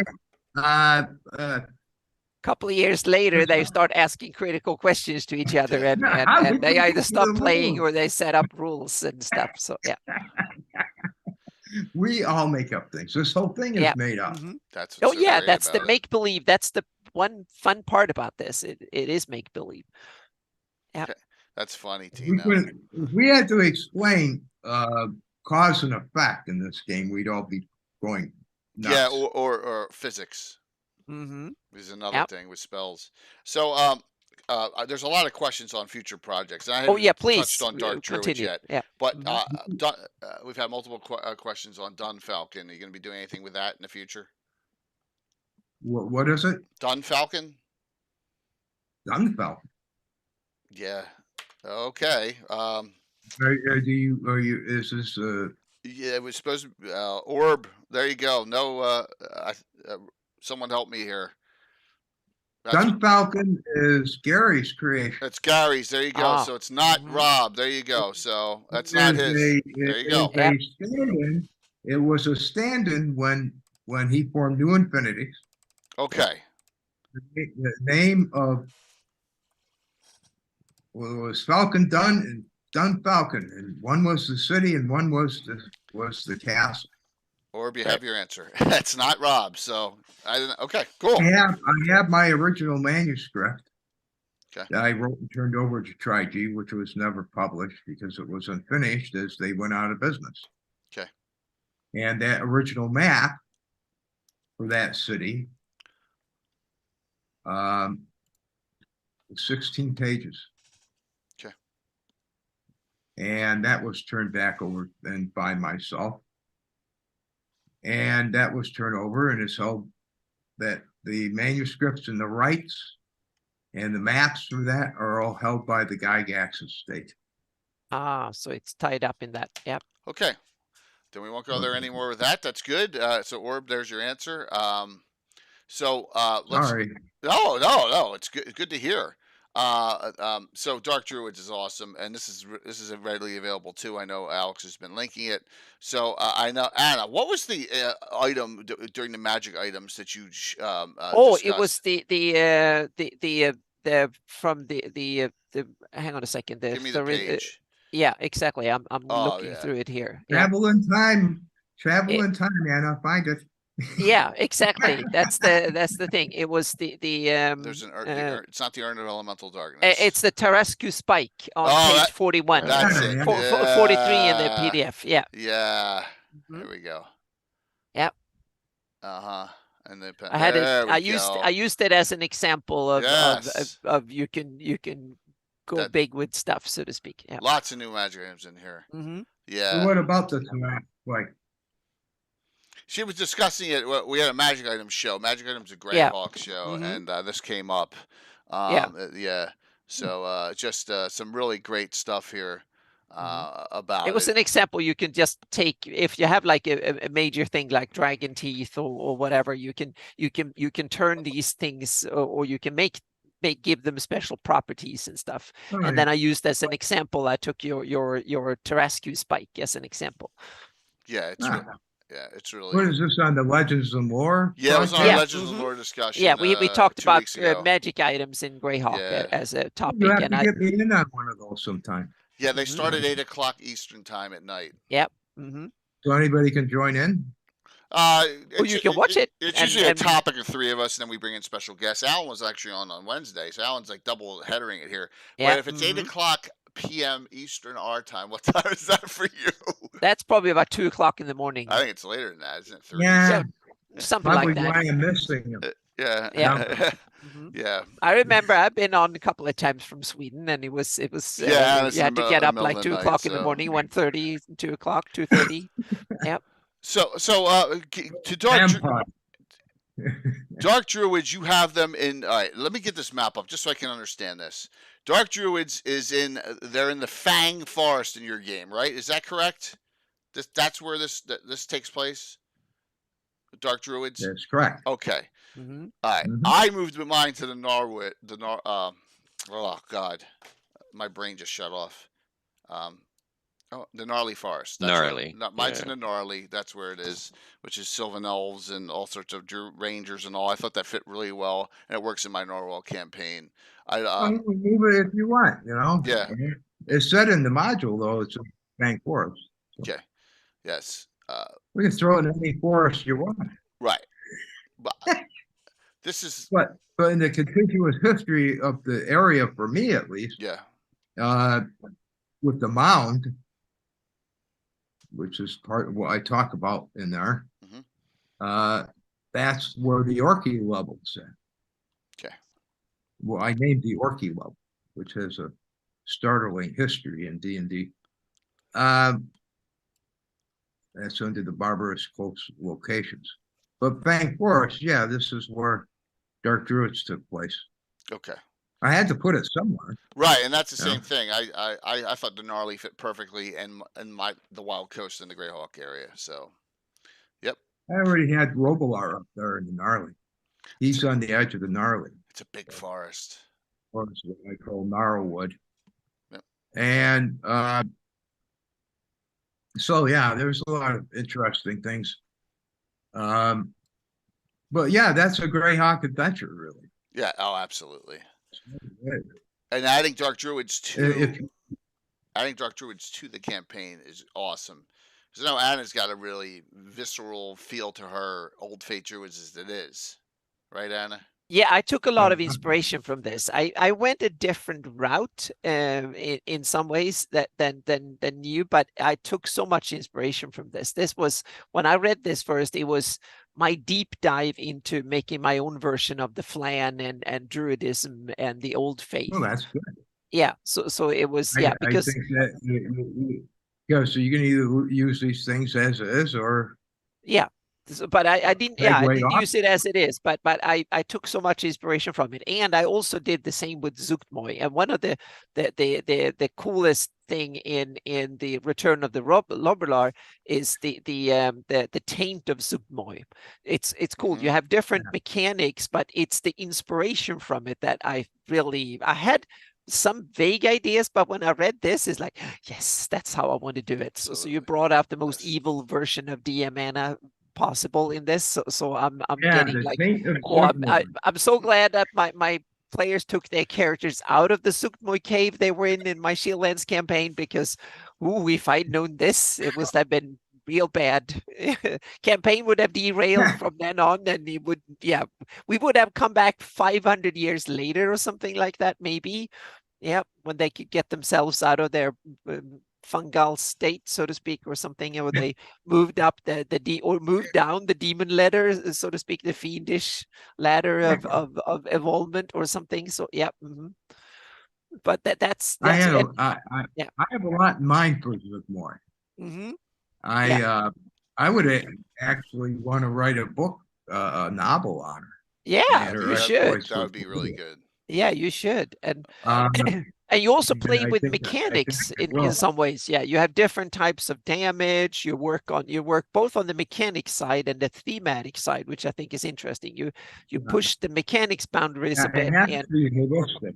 I mean, the thematic side is always going to be there. It kind of roots me in what I'm in. I'm right now in ice, in boreal climes with ice gray. Yeah. Right. And it's just really filling out real nice. Yeah. Nicely. Because that's one of the tricky. Oh, sorry. Go on. What's that? No, go ahead. Yeah, please go ahead. Well, no, I kind of made my point is that if you were going to say you think that ice cold realms for real realms are a little tricky. No, I was going to say that I think is tricky bit, once you get into like demons, devils, and the outer planers, especially the lower and the upper ones, then the mechanics, the basic mechanics of the game, it doesn't really cut it. You need to have different types of damage. You want to have slightly different mechanics in order to twist the effects a little bit and stuff. And that is, it's hard or difficult depending on the different editions of the game. I think old school and 5e are the most difficult in that sense, because they have limited what you can do mechanically a bit. Third edition and Pathfinder is easier because they open up a wide gamut of ways. You can have ability damage, you can have types of damage, you can have interesting point of view, which, if you don't mind me responding. No, please.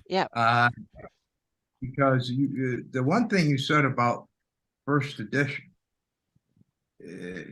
comparing it to fifth, where they don't have a lot of latitude, you're saying? Yeah, a bit less compared to third edition, that mechanically were more intricate. But that was one of the criticism of third edition. It was so granular and it was so mathematical and so interconnected. Exactly. And once you start doing ability damage, for instance, you screw up the whole character, and you have to have a computer to recalculate everything on the fly. That's why ability damage is kind of stupid, because it changes everything down the chain. I think that maybe a different point of view you might accept a different point of view. Yeah.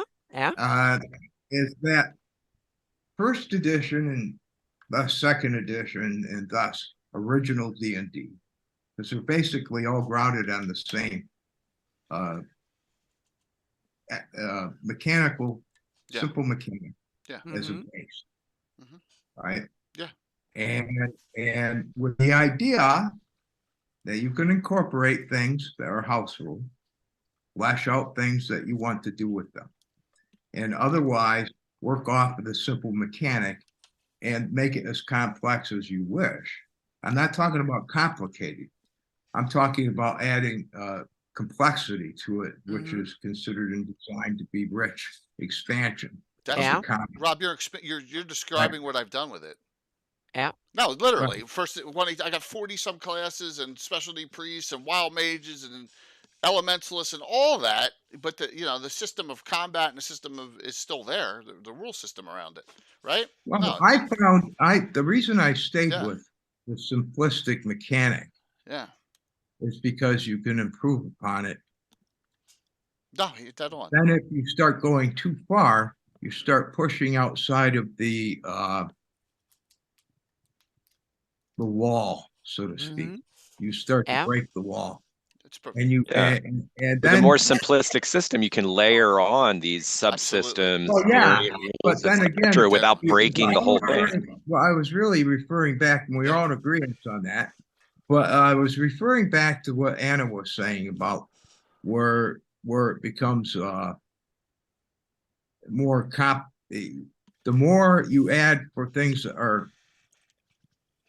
And Gary and I went over this quite a bit, because he was about balance, right?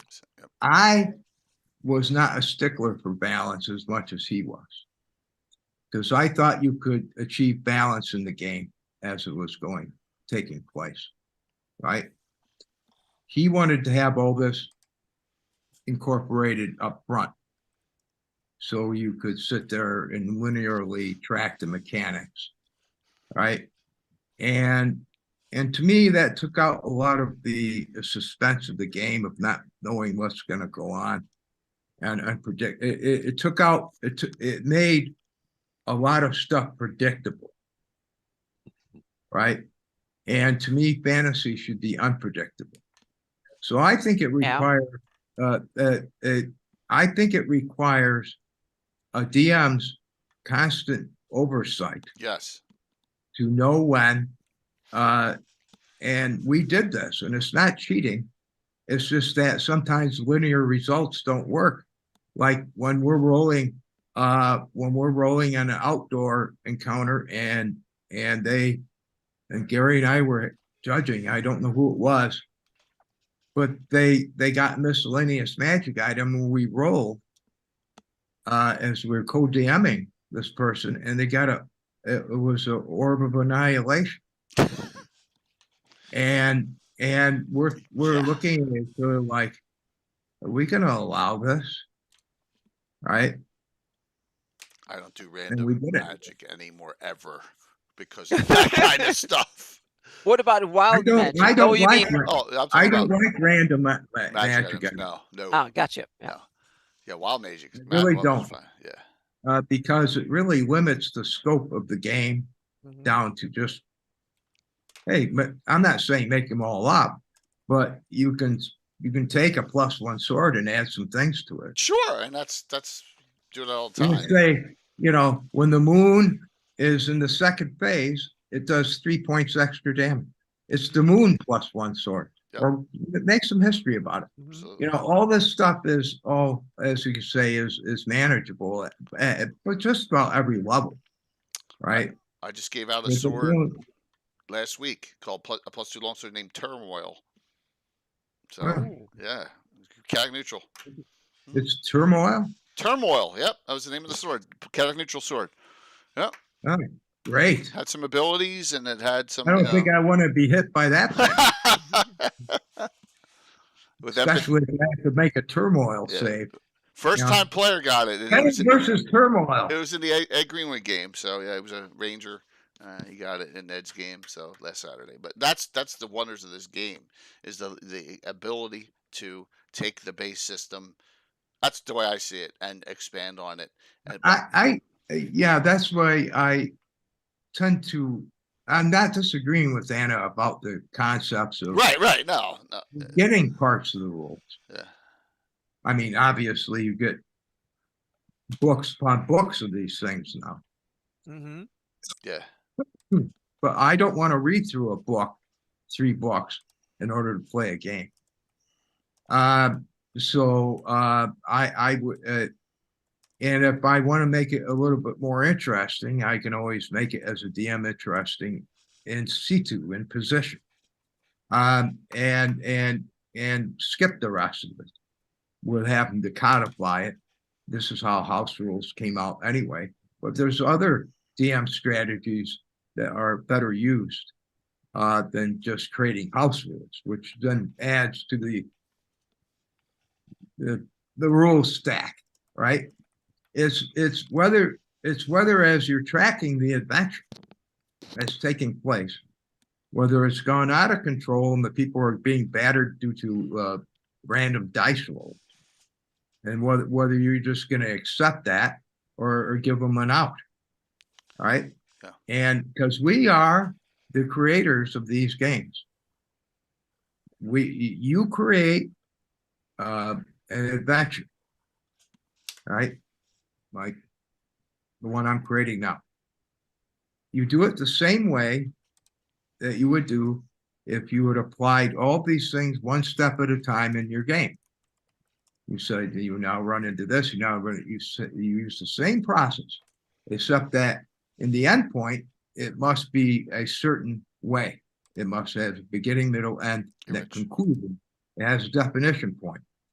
If you then take this module like Dark Druids and use it in your game, you don't have to use it as is. Correct.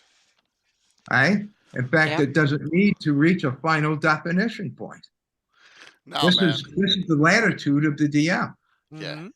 I don't see Dark Druids as I'm going to run it and defeat and eliminate the Dark Druids. No, I've incorporated them into my game.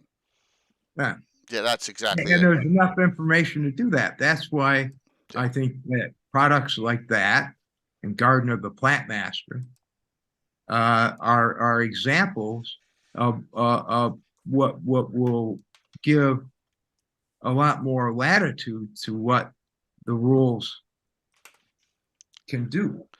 I mean, you've done some legwork for people, right? I'm sorry to interrupt, Rob. I want to ask a quickie. Is everyone okay? We run a little late today. I mean, if everyone has to go, it's fine. But we're almost at noon already. Yep. Just a bit. Alan, you okay? Just for a little bit. Yep. Okay. Sorry, Rob. I just want to make sure that I don't cut. Oh, no, that's Okay. fine. Did we have any questions for any of the? I got a big. So I got two big. I compiled one from the audience all into one. But let me. Les Seeker of Oblivion always asks these in-depth questions. I got to ask this one. And Gargax's Glorious Geegles, you talk about the influence of some movies on things. He loves seeing Zotz and Dr. Lau mentioned. Also had a piece on his blog talking about other film and comic book inspirations. Can we look forward to a few more revelations or discussions to maybe inspire youngins to look back to older media? It's a great question. Yeah. Well, yeah, the reason I pointed out the Raven in there, even though Zotz is mentioned, Zotz was definitely influenced upon the clerical spell, Finger of Death, and harms and pain and damage. But the real kicker there is the Raven, because that old movie by Corman pretty much lists. A lot of people give Jack Vance a lot of this credit, but you also have to give the screenwriter, I forget his name now. How can I forget his name? That's okay.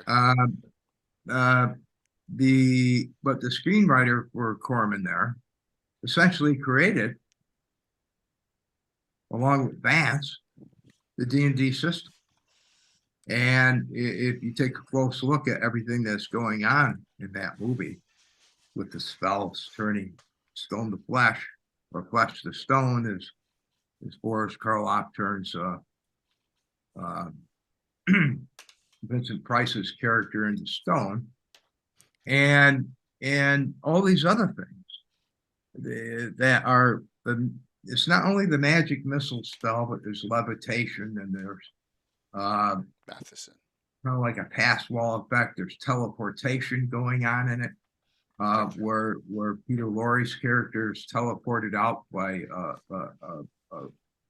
making it appear as if he's being struck by lightning and dissolved instead of being teleported at the same time. So you actually have two spells going off at once. Him being hit by a lightning bolt make it look like he's been disintegrated when he's actually been teleported. So you have combination spells going off, which I found interesting. And all this stuff is right there before your face. Fireballs flipping out from Boris Karloff, illusionary spells which distract you, and then you get a spear in the chest. All sorts of weird stuff going on. I can't recall all of it. There's so much of it. Because when we used to sit down and watch that movie, whenever it came on television, Gary would not miss it. And he loved that movie. It was a little tongue-in-cheek, but the superb performances by Karloff and Price and Lorre, and they're starting to, at least Karloff at that point is starting to age, and Lorre is a little bit too. But yeah, just a really fine.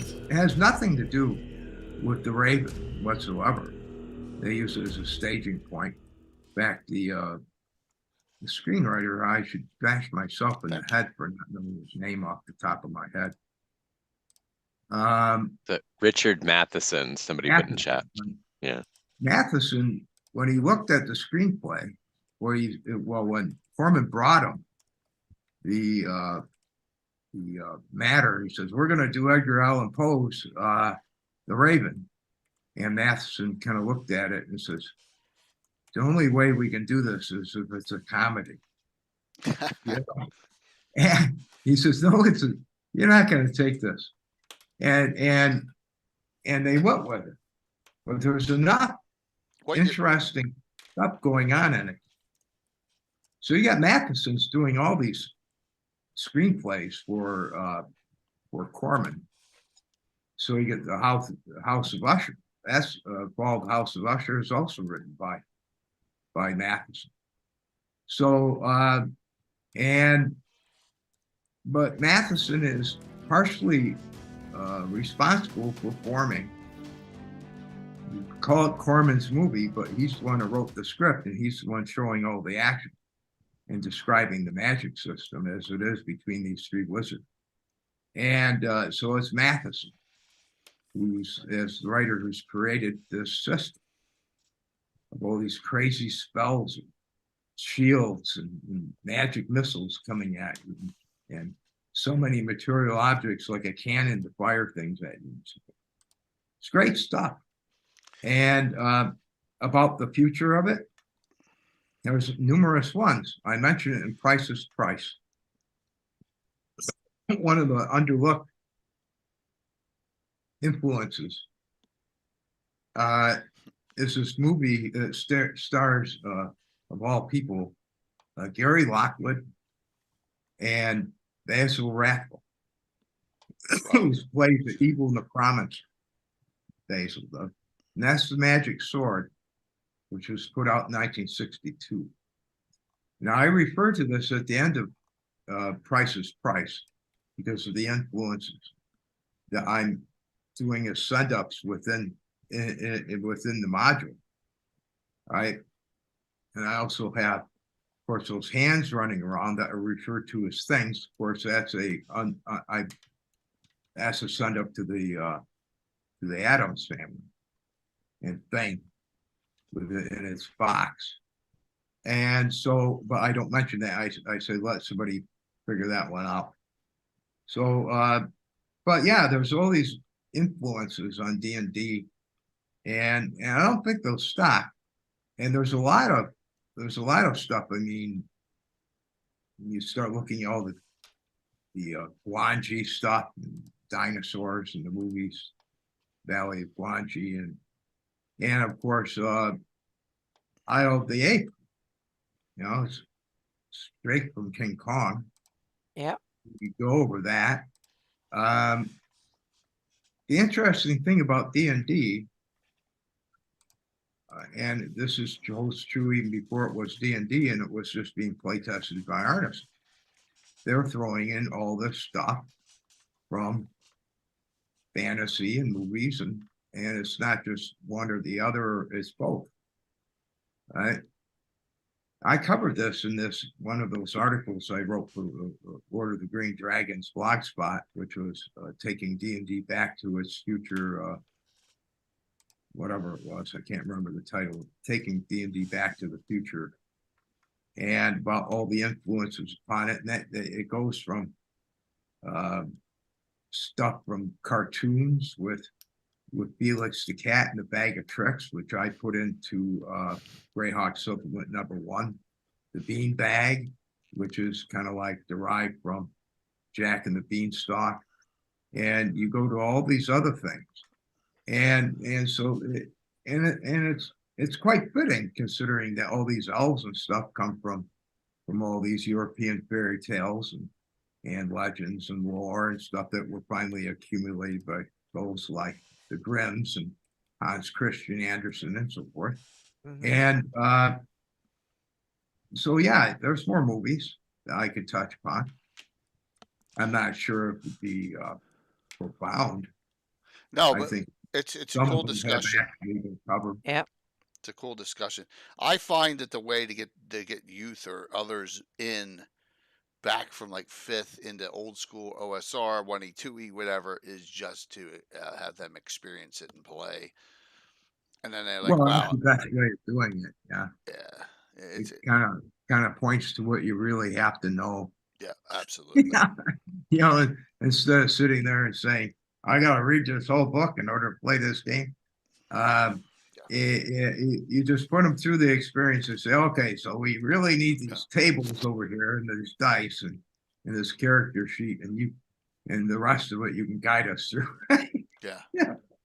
So I think that's good. Any other questions? Here's a big mixed question. I just lumped it into everyone that asked this, and that was Troy and a couple other people and Gaetano. Future projects. Anything you got to do with the city of Brass or any of the other things you got going on? I know you mentioned a couple of them. Also, other projects you're in the works, because I know Rob.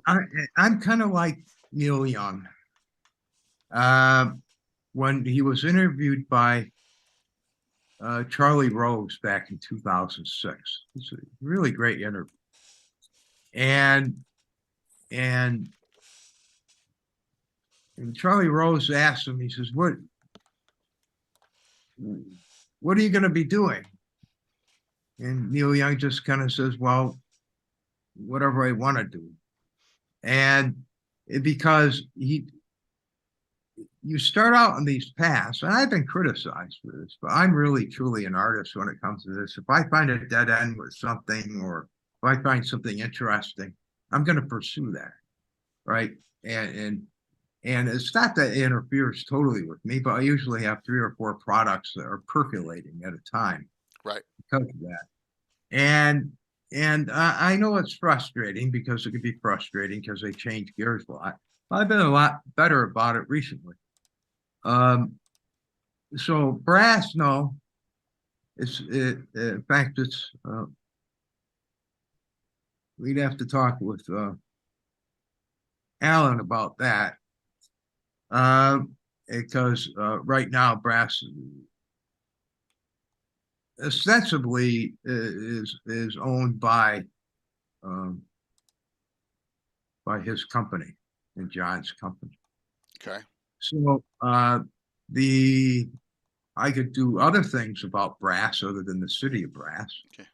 Like I have some things I have in mind, but really what I'm trying to concentrate on is what I was putting forth at the end of Return of Robilar, and some other things I wish to do. The house rules in the house, they're half finished, but I think they deserve print. I don't believe bringing out a product with that kind of prestige of house rules should be left to PDF. And so I intend to get that into print somehow. Cool. And I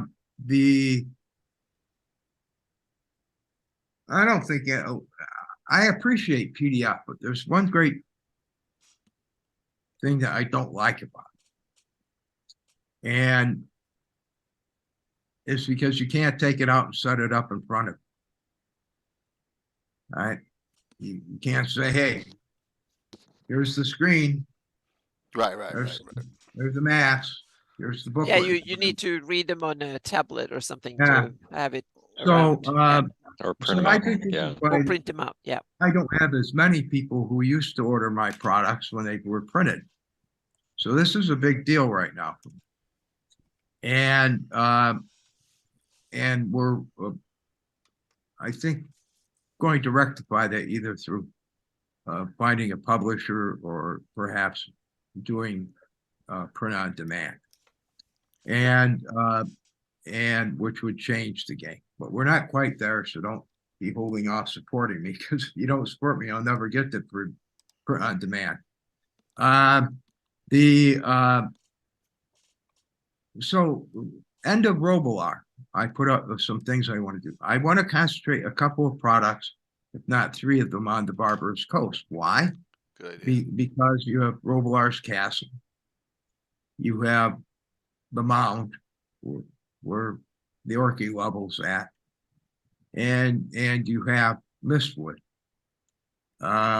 which is, I have a whole history on that, what's happening there. All right. So, but I'd also like to do some more stuff on the Dragon Masters of Lynn. And I drew a preliminary map, as I was telling Anna earlier about that. But I also want to do some stuff. You see, I want to get out this thing on Ice Grave, because I think it's a great little adventure and not as expensive as others. And I want to finish in the house and work some more on the history of the game, and maybe do my stories as well.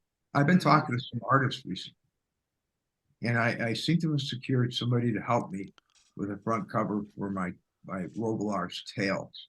And they're not just Robilars. There's all these tails from back in the day, including some of Gary's, which I recast as my from the DM's point of view, that were already written about up in the soapbox articles. But almost half of them they writes about, including his very last one, his last two, were taking place as me as the DM.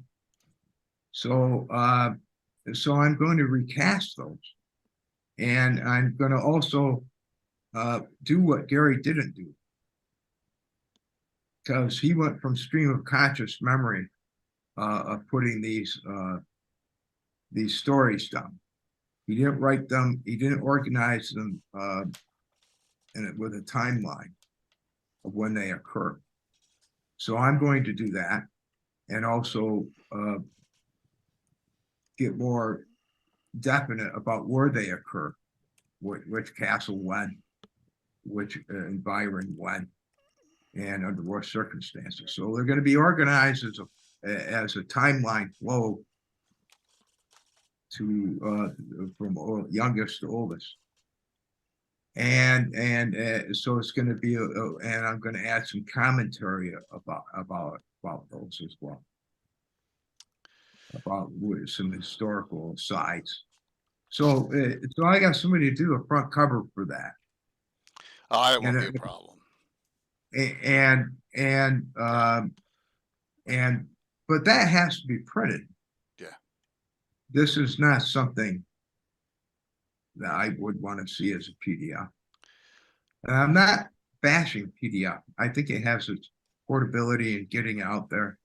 I mean, my God, it's people. I'm getting great interest in my products. Absolutely. I mean, we've actually taken upon 70 new customers, and since we started. So I want to thank you for the exposure and, of course, stuff out there. Now, so we're growing. I gotta say thanks back. I just realized this. Mm-hmm. Let me scroll down here.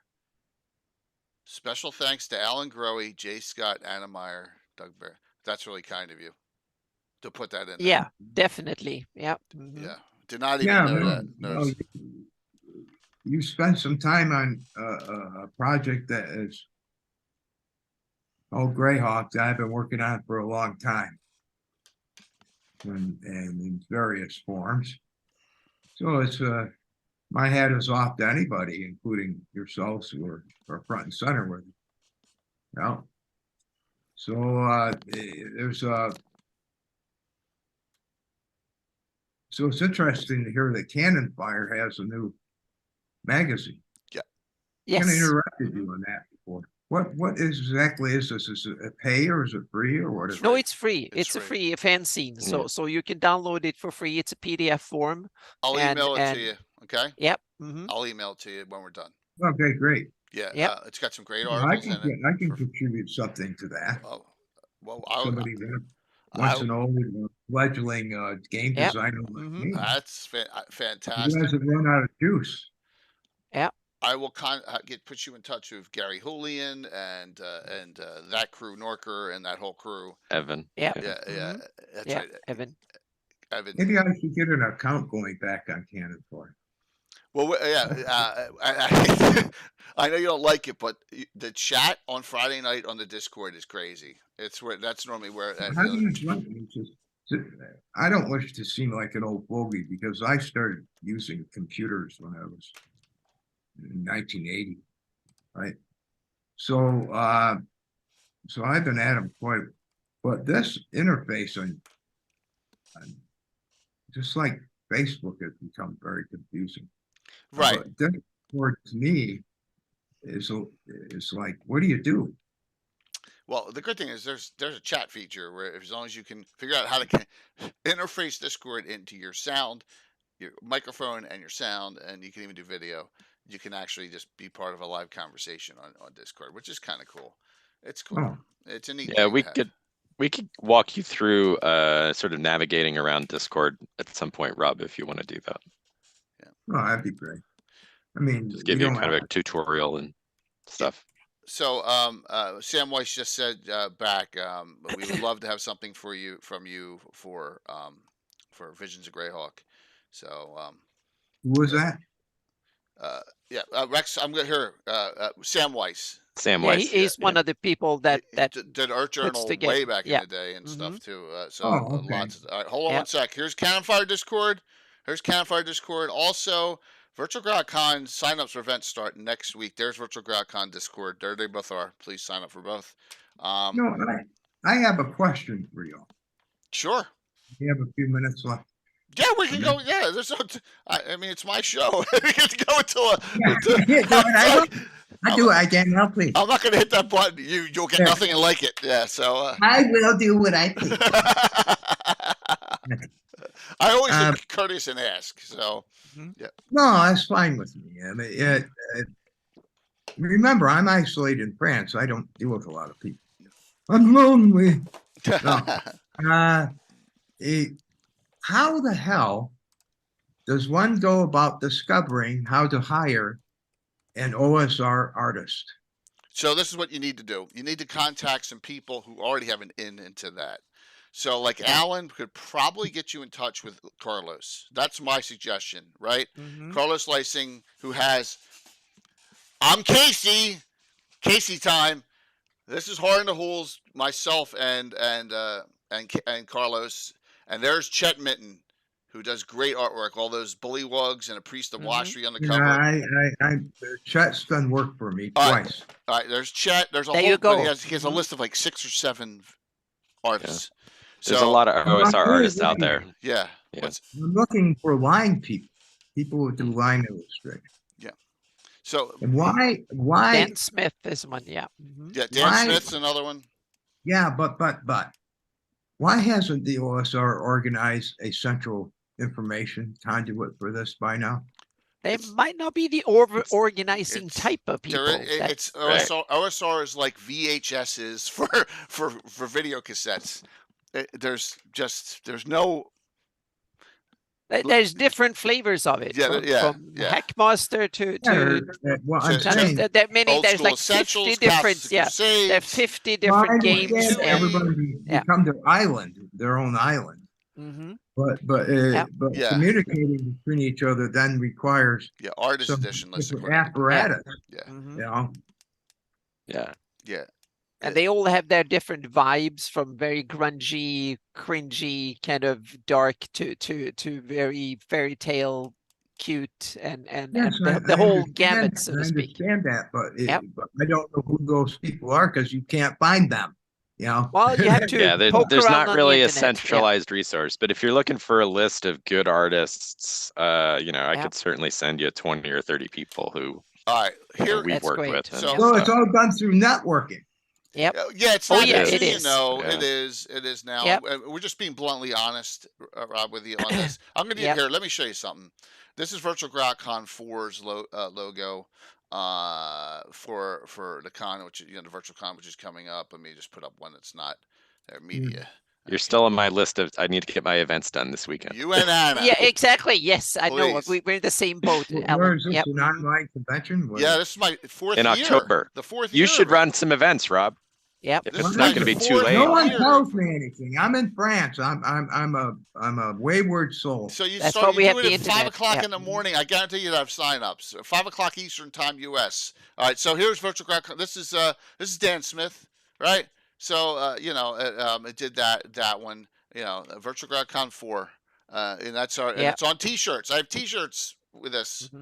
You got T-shirts. Yeah. See if you can get in touch with Dan Smith. Yeah, Jay can help you we with can that. have Troy Cannonball actually do that as well, assisting on that.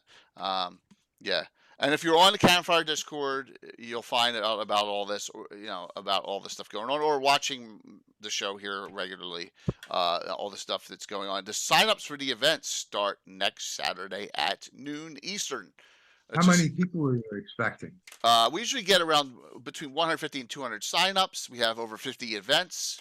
Here, See, we're gonna wow you a little bit here. How's that? So I can do my shout outs as we're talking here. Yeah, that's so good. let me go Yep. here. Let me go and I'll show you tabletop events, and let's see who has games in. All right, the people in the community. And here's Virtual GrowdCon 4, and it did the logo for it. This is on tabletop events, the same way you would do any other convention. Even GaryCon and is on. It would be on here. So if I'm going to go to my, I can do this. So go scheduling. Here's all the current events in. Pop it up. Come on. There we go. All right, let me do it. So what are you looking for, Jay? I'm going to show you all the events that are in currently. All right, all the No, I events. mean, what would you be looking for from me? More games. Run a 3 to 4 hour game of a level of bottles. Alan ran Bottle City once for this, right, Alan? Yep. You actually ran Bottle City, which is I've had people actually I ask think me. Alan runs Bottle City more than I have. Yeah, which is great. But so here's all the adventure, all the game. Look, we got Blue Box. This is Ethan Cochran. Troller Games. Ludwig Egran, I forget. Brunch in the Dying Earth. Oh my gosh. So how long are these adventures? As long as you want. Like you can make it between 3 and 6 hours. Yeah. Oh, I usually run mine for 5 or 6. Yeah, Alan runs the longest time frame on them. Mine are like Cataclysm Gaming, Dave from Guild Superior, who's on Loves Your Stuff, Lando, Josh Pop. now this all takes place on Twitch. No, only highlighted streams. You can do it on, if you want to do it on Zoom, you can do it on Discord, you can do it on another video conferencing platform. Skype, whatever you want. Skype, whatever you want to do. Yeah, I use do it WebEx. Theater of the Mind. You can do it with just maps. People use Albert Rodeo. If you don't even want to do that, you just want to do Theater of Mind, you can. And just do it via talking. Absolutely. There's Theater of Mind games in here. Absolutely. Yeah, I'd rather see the reactions from the players as they get. No, right, yeah, but you need a video conference. You need to have video connection. But I'm saying, as far as a VTT, you don't need to use a VTT. Right. I don't use a VTT when I run my games. Yeah. We just do Theater of the Mind and the player's map, and yeah, there are events on Twitch. There's 3 full days of events on Twitch. You're not using a video connection, Alan? Yeah. I do video like we have here where we can see the players, but I don't do a shared screen that we're moving figures on and stuff like that with a VTT. But I'll share a screen for handouts or for treasure maps or things like that sometimes. Yeah, because there's a share. You don't want to do it on while we're live streaming here. It's the entire stream on Zoom. But yeah, Zoom has they all have shared aspects. Hold on one second. Right. I'm trying to get to the. But some people kind of do like what Jay does with a miniatures setup, and you can play with that virtually in a virtual miniatures setup on a battle map and stuff. And then other folks, you'll actually be able to do it with real miniatures through cameras and like things. what Roll20 does, right? Yes, exactly. Yeah. Yep. Yeah. So you can play any edition you want. You can play any style you want. We just ask that the content has some kind of Greyhawk reference to it. And there's a couple that are on the border, but I don't, but that's fine. Troller Games has their stuff. Steven Schnault's running something. Chuck's running something. I run my Grand Joust on Saturday night. We have some seminars. We have, we got a lot of good stuff going on. Painting. It's a full convention, really. It's just, focused on Greyhawk. Yep. And 4 years ago, it's called Virtual GrowdCon. 4 years ago, I sent WotC a message saying I was going to do this. And they go, we're going to escalate this, blah, blah, blah, blah, blah. And I never heard anything back. So I'm like, screw them. Because it's not for profit. It's a community event. It's not for a profit event. So, yeah. Well, they told you they were going to escalate it and get back to me, and they never did. So I said, okay, well. Escalate. Yeah, that means, I guess, discussing.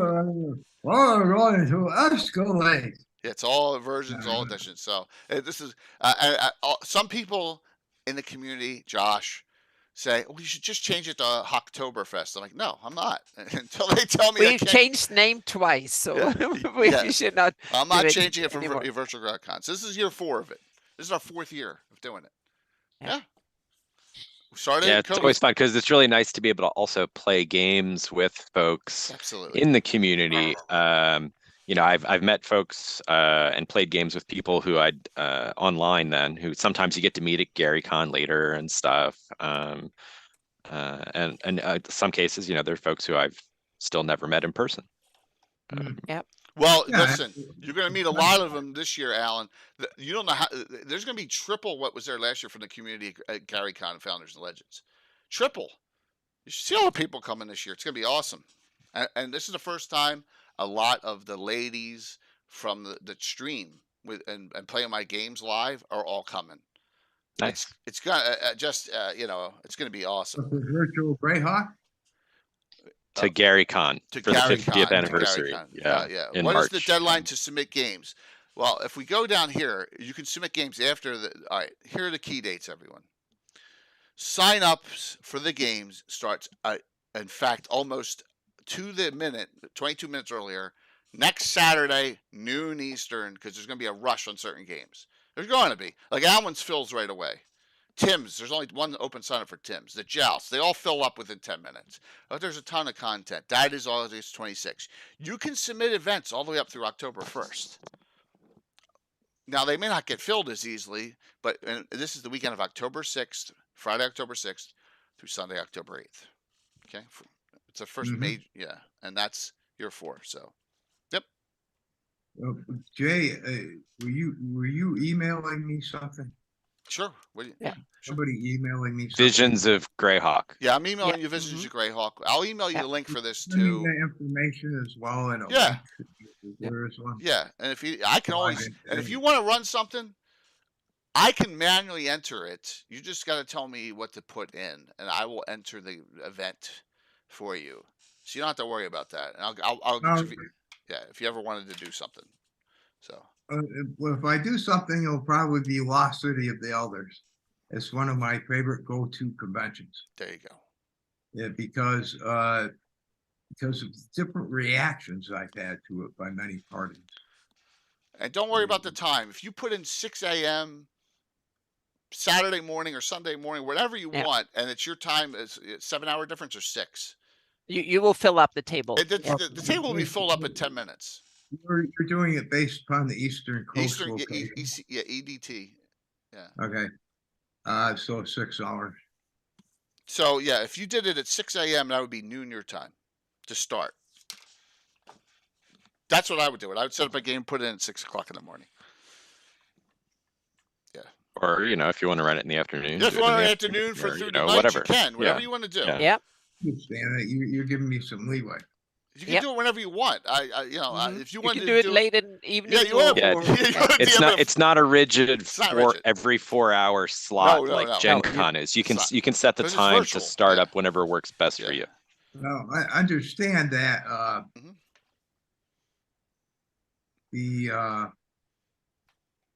My connection here is over the telephone line. We start getting a lot of. I don't think it would. You know what? A damn good phone line. That's guess for sure. what? I don't think people are going to worry if there's some connection issues through Zoom. I would use Zoom because at least you know it's stable like this. The problem is he doesn't have he has a version that's going to disconnect after an hour, right? Of Zoom. I'm hosting this and I got a professional version. That would be the issue. Mine hasn't disconnected. No, but you don't have, like, if you host it, you don't have the setup to allow for more than one-on-one conversation for over an hour. It would say it's gonna turn off. I have to figure that out. To start over again. You'd have to figure out Discord in between. You have to use Teams or something else. I think Discord would work too for them. Video Discord. Discord might work. Yeah, it would work. Yeah, if you're on it, then. Yeah. All right, well, cool. if I'm going to do it, I'm going to have to learn Discord. Yes, you're gonna have to learn Discord. It's not hard though. It's not. So yeah, no, it just seems confusing as the layout. But no, you know, if somebody could point me, it's just like if using something is what teaches me how to do it. But if you don't know where to start, right? We have a site set that gets boosted for hosting Discord events for Virtual GradCon. We have a server already set up for it on Discord, so the server's there to utilize. Yeah, it's so easy a caveman can do it, Gaetano says. So so maybe we can discuss that within sooner than later. I need to go in 5 minutes, so Well, well, all right. It's nice talking to you, Anna, always. Yeah, so same. We'll do our shout outs for us. We'll do all our shout outs for us tomorrow night, because tomorrow night. Oh, exactly. Yeah. Yeah. So exactly. We'll be on Gabbin tomorrow. So that will be good. Yep. Yeah. This is back to back Gabbin's number 262 tomorrow night. Yep. So Rob, in closing, another great discussion today. Right. I hope you had enjoyed this. I always do. Hope you got a lot of good sales out of it. I know people were saying, I've ordered it as this is going on, because it's fantastic. The lore there for both Dark Druids and the Robilar, Return of Robilar, is stuff that is not, I see them not as run the adventures. I see as edit your campaign with them, with the information. That's what you need to do with the stuff. You need to incorporate it. And that's what I've done. So. Well, I hope we can. I mean, there's some, I'm working on one other project, which is called Villains of the Barbarous Coast. That's awesome. And I actually got numerous of them done. See, this is how I do it. When I come up with an idea, I have to get down the basic for it. So there's already 1,000 words written on it. And then I get back to what I'm doing. So this is how I work. If I don't let an idea just simmer away as I'm working on another project, I stop and I write it down, put it down. Because it was good. It turned out to be very good about how I'm doing this. But it's going to be large. Larger than most. I think it'll be around 60 pages in print. Because what you're doing in it is going to the Wild Coast Sheriff, who was a wandering magistrate sheriff, right, out of Safeton, and he is essentially looking for bounty hunters to deal with this, and it goes from 1st to 8th level. So, and they all have lairs. And I've already done out a lot of mapping for their lairs, for like 4 of them. And then and so and then you have this whole idea of being able to develop villains and their lairs and the background and interfacing on all these scenarios, which then go from 1 to 8. So Rob, I've had a bounty hunter custom class since 1981 that I made, because I wanted a non-evil assassin, right? So I've had I've had the bounty hunter class, and it's going into our. You cheat. What's that? Okay, I have to leave you guys. Yeah, I have to leave you guys. Anna, Thank you we'll so see much. you. Right. Yep, see you tomorrow. Yeah, Anna, great to see you. Yeah, that sounds awesome, man. I'd buy that in a second and use it. It would fit right into my Narwhal Headhunters campaign setting there. No, it's not that they're bounty hunters. They're being I know. chosen to be bounty hunters to bring these people in or find out information about them, where they're at and stuff. So Bounties of the Barbarous Coast. Yeah, sounds awesome. Sounds like a great Villains of the Barbarous Coast. So it's kind of like a series of small adventures. Oh, that's perfect. Yeah. It's perfect. Which lead up to bigger ones. Because but anyway, so people would eat that up, man. Yeah, you could run some of them at the convention. Yeah, actually. I need a clone spell to get my do all the stuff I really want to do. Rob, there's never enough hours in the day. I know exactly how you feel, man. Yeah. I mean, seriously. I don't know how you do it. You're running these Gabbin things and all these legends and lore and my games live and special games with Ed Greenwood and Grey Hawk playing and where do you get time to paint miniatures? I don't. I don't do. I have my friend chained in the He basement. outsources that to Bill. Yeah, Bill Master Crafter does all that. Yeah, I don't pay. I don't do the painting. It's the one thing I don't do. Whoops! I hit a wrong button for Jay. That was the wrong button. That was my altimeter setting. Sorry, I was trying to shout out. Yeah, my wife's very understanding. That's true. Do you have a day job? Yes, I have a full career. I've been with the same company 29 years. Wow. And I have a son who's 13. A packet full of energy, Jay. Yeah, well, it's not much anymore. Look, so thank you for. He does a great job. Well, thank you. I really appreciate it. And I'll be a Founders of Legends and and Gary Con. You gonna be there for both, Alan? No, I don't think so. Okay. I'll be there. We'll have the booth for Black Blade, for Gary Con, unless my Right, So unless your issue. I'm in the process of being laid off by Amazon. That So sucks. so You unless laid that, off by Amazon? well, they're moving my job to Seattle with or without me. So we'll see how that goes. That sucks. But if that falls through, then it's possible I might not be there. But I'm assuming I'll find something relatively quickly. So We're moving your job. yeah, It's a nice way to get rid of you. yeah. So, but yeah, so I'm planning on being at GaryCon as well, and I'll definitely do virtual GaryCon. 5,000. We'll travel 5,000 plus miles at GaryCon. Hope to meet you, Alan, and Jay. Yeah, of course, we'll be there. We'll be at GaryCon. But it's going to be awesome. I'm DMing 6 times. 6 times with two seminars so far, and then all the shows at night. I do the talk shows at night. So after you retire, Tino, well, understood. So so Rob, thanks, man. This is going to be it's going to be all the stuff that's going to come out in the future is going to be fun. It's going to be I know. Yeah, I'm going to continue writing till I collapse. You know. Yeah, that's great. That's what I was put on this earth for, I guess. So I keep on doing it.